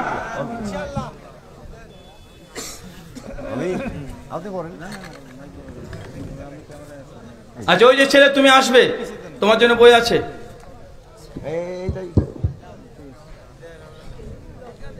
জি, একটা প্রশ্ন। আসসালামু আলাইকুম। প্রশ্ন, কবর জিয়ারতের সঠিক পদ্ধতি কি? শুকরান ভাই, প্রশ্ন করছি কবর জিয়ারতের সঠিক পদ্ধতি কি? কবরে ডিরেক্ট চলে যাবেন, কবরবাসীর জন্য সালাম দিবেন, সালাম দিয়ে যে কোনো মুখ করেই আপনি দোয়া করতে পারবেন। কবর জিয়ারত করতে গিয়ে 2 হাত তুলে একা দোয়া করতে পারবেন, সম্মিলিতভাবে নয়। কত কি বুঝতে পারলেন? কিন্তু শুক্রবার দিনে খাস যেতে হবে, শবে বরাতের রাত্রিতে খাস যেতে হবে, 27শে রমজানের রাতে খাস যেতে হবে। মানুষ মারা যাওয়ার পরে প্রত্যেক শুক্রবার কমপক্ষে 2 মাস যেতে হবে। এই কথাগুলো সঠিক নয়। আপনার বাবা মারা গেছে, মা মারা গেছে, যে কোনো মানুষ মারা গেছে, যে কোনো সময় রাত দিন 24 ঘন্টায় যে কোনো ওয়াক্তে আপনি একা বা একসঙ্গে 2-4 জন বাড়ির গিয়ে আপনি কবর জিয়ারা করে একা সবাই দোয়া করবেন। কথা বুঝতে পারছেন? সবাই, আপনার বাপ আপনার মতো দোয়া করবে, আপনি নিজের মতো দোয়া করেন, আপনার ছোট ভাই নিজের মতো দোয়া করবে। সম্মিলিত প্রমাণিত নয়। সে মুসলিম 218-20 নম্বর হাদিস। আল্লাহ নবী গভীর রাত্রিতে চলে গেলেন, গিয়ে তিনি 2 হাত তুলে গিয়ে তিনি 3 বার পর দোয়া করলেন। আমাদের আয়েশা তিনি ঘরে যখন পেলেন না, ছুটে চলে আসলেন কবরস্থানে। এসে দেখছেন আল্লাহ নবী রাসূলুল্লাহ তিনি দাঁড়িয়ে দাঁড়িয়ে দোয়া করছেন। আম্মাজান পেছন থেকে কিন্তু তিনি শরীক হননি, তিনি আমিন আমিন বলেননি। তার মানে এটা সমৃদ্ধ মসজিদের দলিল না, এটা কবর জিয়ারতের দলিল। কি বললাম? শুকরান। আচ্ছা, আমার লেখা কিছু বই আছে। হ্যাঁ, ও তুমি চলে এসেছো, মাশাআল্লাহ। এটা সালাতে হাত বাঁধার স্থান, এটা মেয়েরা মসজিদে যেতে পারবে কি পারবে না, আর ফিতরা টাকা না খাবার, এই যে ফিতনাগুলো আছে। আরে বাবা, কোথায় বাড়ি তোমার? এখানে লম্বা রে ভাই, 16-17 বছর বয়স। আমার প্রতিবেশী মোহাম্মদ আবু সাইদ। মুলাদের মসজিদ কেমন, বিয়ের পরে বউকে দিবে? জি জি। পরের প্রশ্ন, ওয়াজ মাহফিলের জন্য যে লিফলেট ছাপানো হয় এতে ভালো ও মন্দ অনেক মানুষের নাম দেয়া হয়ে থাকে, যেমন একজন আলেমের নামের পাশে মন্দ লোকের নাম, এর দায়ভার কে নেবে? ওয়াজ মাহফিলের বিভিন্ন লিফলেট হচ্ছে, সেখানে ভালো মানুষের নামও আছে, খারাপ মানুষের নামও আছে, এর দায়ভার কে নেবে? ভাই আপনারা করেছেন, আপনারা নেবেন, আমি ভাই নিতে পারবো না ভাই, এই বিপদ আমাকে দিয়েন না। কে ভালো কে মন্দ আমি জানি না। এখন দেখা যাচ্ছে আপনার মেয়ের সঙ্গে ছেলের বিয়ে দিয়েছিলেন, তালাক হয়ে গেছে, এখন ওই লোকটা আপনার যে খারাপ, তখন আমি কি করবো ভাই? আপনার পার্সোনাল ম্যাটার। জি। পরের প্রশ্ন, স্কুল কলেজে ছেলে ও মেয়ে একসাথে শিক্ষা গ্রহণ করতে পারবে কিনা? আহারে, মানে স্কুল কলেজে ছেলে এবং মেয়ে সহশিক্ষা এটা গ্রহণ করতে পারবে কি পারবে না? এখন বলেন তো, পারবে কি পারবে না? হ্যাঁ, পারবে। শোনেন, সহশিক্ষা ইসলামে জায়েজ নয়, প্রথম কথা। শুধু স্কুল কলেজে নয়, মাদ্রাসাতেও জায়েজ নয়।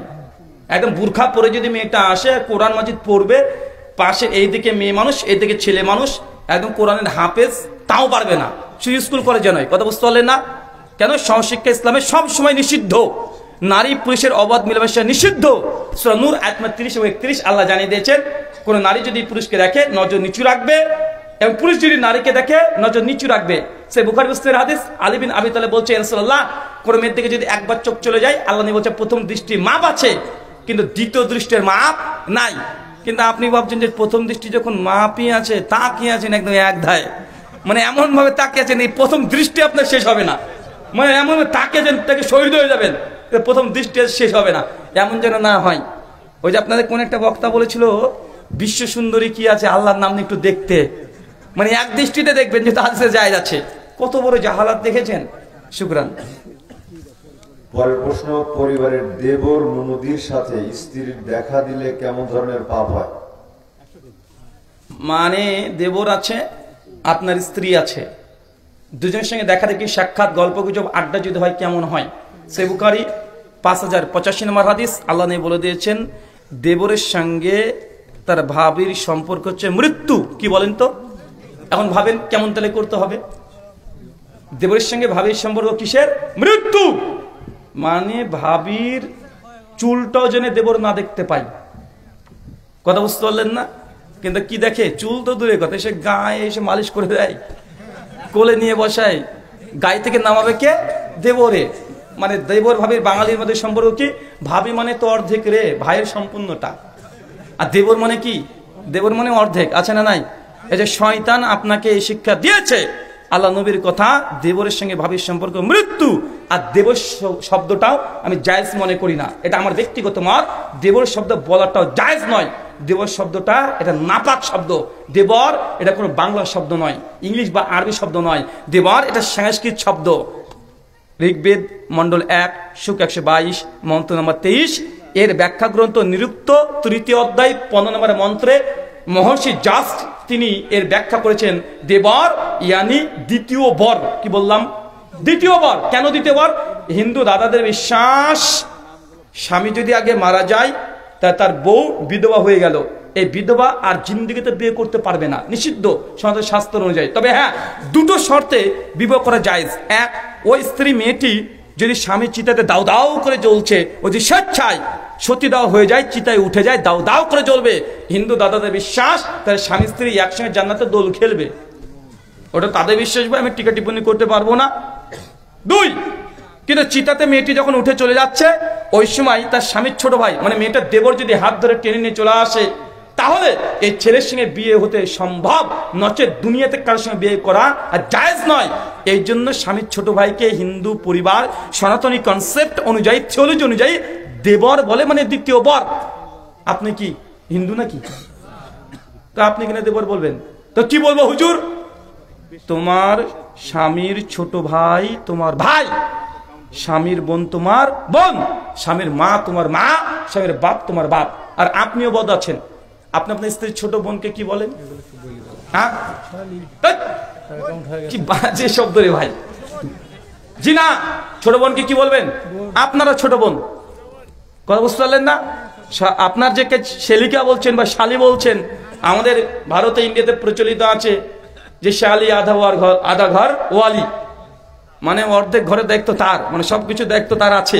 তো এগুলো চলবে না, এটা হিন্দু দাদাদের, তাদের থিওলজি, তাদের কনসেপ্ট, তাদের সংস্কৃতি। মুসলমান আপনার স্ত্রীর ছোট বোনকে আপনি বোনই বলবেন, একসঙ্গে দুই বোনকে বিয়ে করে জায়েজ, হারাম। সূরা নিসা আয়াত 23 এবং 24। শুকরান। যারা বই নিতে চান, প্যান্ডেলের বাম সাইডে বই আছে, আপনারা সেখান থেকে চুপচাপে সংগ্রহ করুন। এর মধ্যে প্রশ্ন তো চলছে ইনশাআল্লাহ। পরের প্রশ্ন, হুজুর আমার জীবনে দুঃখ কষ্ট অনেক, জন্ম হবার পর থেকে আমার আর আম্মুর দুঃখ লেগেই আছে, এর সমাধান প্লিজ বলবেন। কি দুঃখ আছে, কি কষ্ট আছে সেগুলো তো জানতে হবে ভাই। এখন মনের দুঃখ না অর্থনৈতিক দুঃখ না সমাজ থেকে প্রেশার, কি আছে সেটা জানতে হবে, নচেত কি সমাধান দেব। একজন বলছে, ও হকার বলছে, ভাই হাতের ব্যথা, কানের ব্যথা, পায়ের ব্যথা, দুনিয়ার যত ব্যথা আছে সব ব্যথার মল মাত্র 5 টাকা, 5 টাকা, 5 টাকা, যত ব্যথা আছে সব 5 টাকা। একটা লোক চলে গেছে, বলছে হুজুর সত্যি তাই, সব ব্যথা দূর হবে? চ্যালেঞ্জ, সবাইকে চ্যালেঞ্জ, একে চ্যালেঞ্জ, ওকে চ্যালেঞ্জ, একে চ্যালেঞ্জ, 5 টাকা দিয়ে আপনি মহলম নিয়ে নেবেন, দুনিয়ার যত ব্যথা আছে সব চলে যাবে। বলছে ভাই গার্লফ্রেন্ড আমাকে ছ্যাঁকা দিয়েছে, খুব ব্যথা পেয়েছি, একটু ভালো করে দে। কথা বুঝতে পারলেন না? আচ্ছা যাই হোক, যদি সত্যি যদি কোনো অর্থনৈতিক সমস্যা হয় বা সামাজিক সমস্যা হয় বা যে কোনো যে সমস্যা হয়, আমি আপনার কাছে পরামর্শ এটাই, হাফিজ ইবনে আব্দুল বার তার জামে বাইনাল ইলম ওয়াল ফাজলির মধ্যে মুকদ্দমাতে আলোচনা করেছেন, যদি দুনিয়াতে যদি রিজিক বৃদ্ধি করতে চান তাহলে কিছু কিছু আমল আছে। তার মধ্যে একটা, ছোট গুনাহ থেকে দূরে থাকতে হবে। কি বললাম? ছোট গুনাহ থেকে দূরে থাকা। তার মানে এই নয় যে বড় গুনাহ করবেন, মানে ছোট গুনাহকেও বড় মনে করা। 2, সর্বদা ওযু অবস্থায় থাকা। কি বললাম? সর্বদা ওযু অবস্থায় থাকা। 3, সুন্নাত এর পাবন্দি হওয়া, সুন্নাত সম্পর্কে পাবন্দি হওয়া। আর সকাল এবং সন্ধ্যায় যে দোয়া জিকির আছে, এই দোয়া জিকিরগুলো অতিরিক্ত অধিক পরিমাণে মনোযোগী সহকারে পাঠ করলে ইনশাআল্লাহ দুনিয়াবি যে আপনার সমস্যা আল্লাহ সুবহানাহু ওয়া তাআলা সমাধান করবেন ইনশাআল্লাহ। জি, পরের প্রশ্ন, মেয়েদের এমন কি কোনো সময় আছে যে সময় তাদের নামাজ পড়তে হবে না? মেয়েদের কি এমন কোনো সময় আছে যে সময় নামাজ পড়া যাবে না? যে আছে, অনেক সময়। 7 বছরের নিচে যদি ছেলে হয়, মেয়ে হয়, হিজরা হয়, কেউ নামাজ পড়বে না। সুনান আবু দাউদ 465 নম্বর হাদিস। 2, মেয়েরা যে সময় ঋতুস্রাব অবস্থায় থাকে, 3 দিন, 5 দিন, 7 দিন, যে সময়টা আছে, মেনস্ট্রুয়েশন চলছে, পিরিয়ড বা হাইজ, এই সময়তে মেয়েরা নামাজ পড়বে না। 4, মেয়েরা যখন বাচ্চা প্রসব করবে 40 দিন, সেই সময়তে নিফাসের রক্ত যতদিন থাকবে ততদিন নামাজ পড়বে না, হজ করবে না, উমরা তাওয়াফ করবে না, হজে তাওয়াফ করবে না, এগুলো আছে। শুকরান।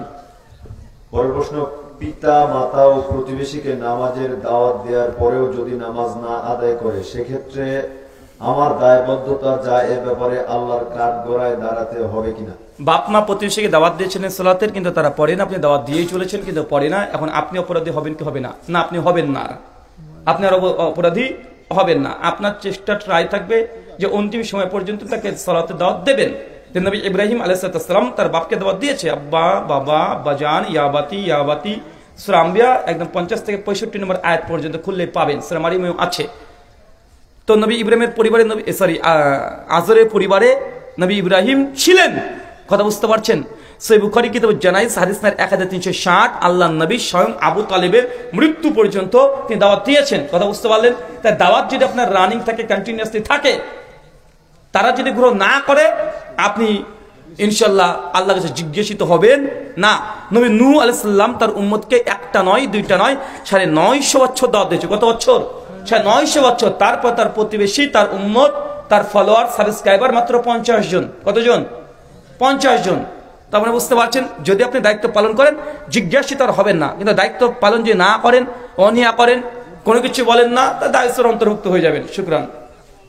একটা প্রশ্ন একাধিকবার এসেছে বিভিন্ন ভাবে, সেটা হচ্ছে জুমার নামাজের পরে সম্মিলিতভাবে মোনাজাত করার বিধান কি? আর একটা আসছে ফজর নামাজের পরে সম্মিলিত মোনাজাত করা যাবে কিনা? ফজরের পর জুমার পর সম্মিলিত মোনাজাত আমার ইলম মোতাবেক সহি তো দূরের কথা, যায়েব তো দূরের কথা, জাল হাদিসও নাই।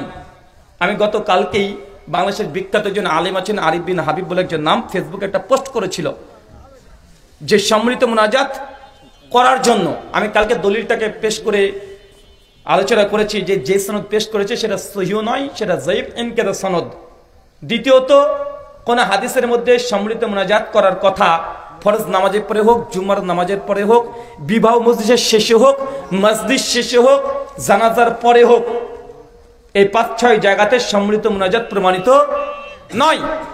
তবে যখন বৃষ্টি প্রার্থনা ইস্তিসকা সালাত আছে, সম্মিলিত মোনাজাত তখন করতে পারবেন। কুনুতে নাজিলে যখন পড়বেন তখন সম্মিলিত মোনাজাত করতে পারবেন। কিন্তু যে ৫ জায়গায় বললাম, নবী থেকে, সাহাবী থেকে, তাবাইন থেকে ৪-৪টে ইমামও যে এই সময়তে মানে জামাতবদ্ধভাবে মোনাজাত করেছে এর কোনো প্রমাণ নাই। আল্লাহ নবী বলছেন, মানে আমিলা আমালান লাইসা আলাইহি আমরুনা ফাহুয়া রাদ। কোন ব্যক্তি এমন কোন আমল করলো যে আমল আমি নবী আদেশ করি নাই, ফাহুয়া রাদ, সেটা বাতিল। সহিহ বুখারী হাদিস নাম্বার 2697, সহিহ মুসলিম হাদিস নাম্বার 1718, ইবনে মাজাহ 14, আবু দাউদ 4606, মিশকাত হাদিস নাম্বার 140। এটাকে প্রশ্ন না লাভ লেটার রে ভাই? পরের প্রশ্ন সালাম দিয়েছেন, আসসালামু আলাইকুম, মাওলানা শব্দের অর্থ কি ও মাওলা শব্দের অর্থ কি? আসলে আলেমদেরকে মাওলানা শব্দ বলা যাবে কি না, বা কি আলেমদেরকে মাওলানা বলা যাবে কি যাবে না? যাবে। মাওলানা এটা আল্লাহ সুবহানাহু ওয়া তাআলার কিছু সিফাত, কিছু জাতি সিফাত, কিছু ফেলি সিফাত। যেন আল্লাহ সুবহানাহু ওয়া তাআলা সামি আল বাসির, আল্লাহ শোনেন এবং দেখেন। মানুষ শোনেন, দেখেন কি দেখেন না? দেখে কি দেখে না? দেখে তো মানুষ। আল্লাহ তো দেখে, আল্লাহ শোনে, মানুষের শোনে। আল্লাহ আল আলিম, আল্লাহ জ্ঞানী, মহাজ্ঞানী। মানুষের জ্ঞানী কি জ্ঞানী নয়? জ্ঞানী। তাই এমন কিছু সিফাতে ফেলিয়া আছে যেগুলো আল্লাহ সুবহানাহু ওয়া তাআলার জন্য ব্যবহার হয়, যেগুলো মানুষের জন্য ব্যবহার করা হয়। জামে তিরমিজির মধ্যে সহিহ সনদে হাদিস বর্ণনা আছে যে মান কুনতু মাওলা ফাহুয়া আলিউল মাওলা। যে ব্যক্তি, নবী বলছেন আমি তার মাওলা, সে আলীর মাওলা। মানে আলী রাদিয়াল্লাহু তাআলার সঙ্গে আল্লাহ নবী মাওলা শব্দ ব্যবহার করেছে। এবং মাওলানা শব্দ আল্লাহ ব্যতীত অনেক জায়গাতে কোরআন হাদিসে ব্যবহার করা হয়েছে। তাই মাওলা যদি বলেন মাওলা আলী, মাওলা আবু বকর, মাওলা ওসমান বলতে পারবেন, কিন্তু শুধু খাস ভাবে মাওলা আলী বলা এটা শিয়াদের লক্ষণ। কথা বুঝতে পারলেন? আল্লাহ নবী অনেক সাহাবীর জন্য মাওলা শব্দ ব্যবহার করেছেন, জায়েদের জন্য ব্যবহার করেছেন অনেক। এই সময় ডিটেল একটা আলোচনা আছে, কারবালার সঠিক ইতিহাস, তাহাকিকি মাজলিস দেখলেই দলিলগুলো পেয়ে যাবেন। শুকরান। পরের প্রশ্ন অনেকটা পূর্বের প্রশ্নের মতো। আমাদের পূর্বপুরুষেরা ফরজ নামাজ অন্তে মোনাজাত করত, এখন মোনাজাত করে না। দেখা যাচ্ছে এখন অনেকে মোনাজাত করে না, এই ব্যাপারে বলতে। আপনার বাপ দাদা পূর্বপুরুষ 14 গোষ্ঠী তারা মোনাজাত করতো, এখন করে না। এখন আপনি জানতে যাচ্ছেন অনেকের বাপ দাদা ছিল মূর্তি পূজা করতো, এখন কি করবে? মূর্তি পূজা করবে চাচা? হ্যাঁ, আপনার বাপ দাদা কাঁচা মাটির বাড়িতে শুয়ে থাকতো, আপনি কি কাঁচা মাটির বাড়িতে শুয়ে থাকবেন? আপনার বাপ দাদা তো মোবাইল জিন্দেগিতে বাপের জন্মে দেখেনি, আপনি এখন বাপের জন্মে মোবাইল যেহেতু বাপ দাদা দেখেন, আপনি ব্যবহার করবেন না? হ্যাঁ, আপনার বাপ দাদা জীবনে ফেসবুক দেখেছিল? হ্যাঁ, তো ফেসবুক চালান যে। বাপ দাদা তো অনেক কিছু করেছে যেগুলো আপনি করেন না। বাপ দাদা তো দেখবেন আগে সবে বরাত রাত্রিতে হালুয়া রুটি করতো, আপনি করেন? আর কেন করেন না? বাপ দাদা করেছে যে। তো বাপ দাদা চাইছে অনেকেই করেছে। বাপ দাদা শরীয়তে দলিল নয়। সূরাতুল বাকারা সনদ 2 আয়াত নম্বর 170, সূরা মাইদা আয়াত নম্বর 104, সূরা যুখরুফ আয়াত নম্বর 21, সূরা ইয়াসিন আয়াত নম্বর 21, বিভিন্ন জায়গাতে আল্লাহ সুবহানাহু ওয়া তাআলা বলছেন ওয়াইজা কিলা লাহুম তাআলাউ মা আনজালাল্লাহু ওয়া ইলা রাসূল ক্বালু হাসবুনা মা আযাদনা আলাইহি আবাআনা। আল্লাহ বলছেন হে নবী, আপনি যখন তাদেরকে কোরআন ও সুন্নাহ দিকে ডাকবেন, এক শ্রেণী মানুষ এসে দেখবেন তারা বলবে যে আমরা তো সেটা পেয়ে যথেষ্ট খুশি হয়ে গেছি। কি পেয়ে? আবা আনা, আমাদের বাপ দাদাকে যে পথে পেয়েছি সেটা পেয়ে খুশি। অতএব মোহাম্মদ তুমি যে দিন এনেছো আমি মানবো না। এই বাপ দাদার দলিল, এটা আবু জাহেলের দলিল। কার দলিল? আবু জাহেলের দলিল। আর মুসলমানের দলিল কি? ওহী, কোরআন এবং সুন্নাহ। শুকরান। পরের প্রশ্ন, আল্লাহ যদি হেদায়েত না করে সে কি জান্নাতে যেতে পারবে? আল্লাহ যদি হেদায়েত না করে সে কি জান্নাত যেতে পারবে? ও মানে আল্লাহকে ফাঁসাবেন যে আল্লাহ হেদায়েত করেনি বিধায় আমি নামাজ পড়িনি, অত আল্লাহ হিদায়াত করে আমি কেন জাহান্নামে যাব, তাই না ভাইজান? তাকদীর বিষয়টা এমনটা নয়। তাকদীর আল্লাহ সুবহানাহু ওয়া তাআলা ইলম, এটা জ্ঞান। তাকদীর হচ্ছে এটা আল্লাহ সুবহানাহু ওয়া তাআলা যেটা লিখে দিয়েছেন সেটা তাকদীর, সিদ্ধান্ত চূড়ান্ত, এটার বাইরে মানুষ যেতে পারবে না। কিন্তু অনেকে বলে যে ভাই তাহলে আমি যদি চুরি করি তাহলে আমার দোষ হবে কেন? আল্লাহ লিখেছেন তাই তুমি করছি, তাই না? আমি যদি মদ খাই তো আল্লাহ তো লিখেছে তার জন্য মদ খাচ্ছি, তো আমার দোষ হবে কেন? আল্লাহর দোষ। তাকদীর এটা আল্লাহ লিখনি। আল্লাহ সুবহানাহু ওয়া তাআলা তাকদীর কি আছে আপনার জানা আছে? তাকদীর আপনি জানেন? জানেন না। কিন্তু আপনি কি জানেন? নামাজ পড়তে হবে এটা জানেন। আপনি কি জানেন? নামাজ না পড়লে আপনি কুফরি করছেন এটা জানেন। কি জানেন আপনি? দুধ খাওয়া কল্যাণকর, মধু খাওয়া কল্যাণকর। কি জানেন আপনি? মদ খাওয়া হারাম। জানা আছে না নাই? আপনাকে আল্লাহ সুবহানাহু ওয়া তাআলা ইচ্ছা শক্তি দিয়েছে, আপনাকে ফ্রি উইল দিয়েছে, ইচ্ছা শক্তি আপনার আছে। কিন্তু আপনাকে জানানো হয়েছে শোন মদ খাবি জাহান্নামে যাবি, মধু খাবি শরীরে উপকার হবে। এই জ্ঞান আপনার আছে না নাই? এখন আপনাকে আল্লাহ সুবহানাহু ওয়া তাআলা কি দিয়েছেন? ইচ্ছা শক্তি দিয়েছেন। আল্লাহ আপনাকে জোর করেছে, বলবেন তুই মদ খা, তুই মদ খা। আল্লাহ জোর করে আপনাকে মদ খাওয়াবে না, খাওয়াবে নাকি? খাওয়াবে না। তা আপনার জ্ঞান দিয়েছে এই জন্যই, তাকদীরকে উজ্জ্বল রেখেছে। তা আপনার কপালে হেদায়েত নেই, আপনাকে কে বললো আপনি জানেন? তাকদীর দেখে এসেছেন আপনি? হ্যাঁ, তাকদীর দেখে এসেছেন? দেখে আসেননি। কিন্তু আপনি কি দেখেছেন? কোরআনে আছে নামাজ পড়তে হবে, রোজা করতে হবে, হজ করতে হবে, জাকাত দিতে হবে। সুদ ঘুষ জেনা ব্যভিচার এগুলো করা যাবে না, এটা জানা আছে। না করলে গুনাহ হয়, এটা জানা আছে। অতএব কি আছে এটা চিন্তা করতে হবে না, যা আল্লাহ আদেশ করেছে সেটা আপনি করতে শুরু করে দেন। কথা কি বুঝতে পারলেন না ভাইজান? শুকরান। পরের প্রশ্ন, যে ইমাম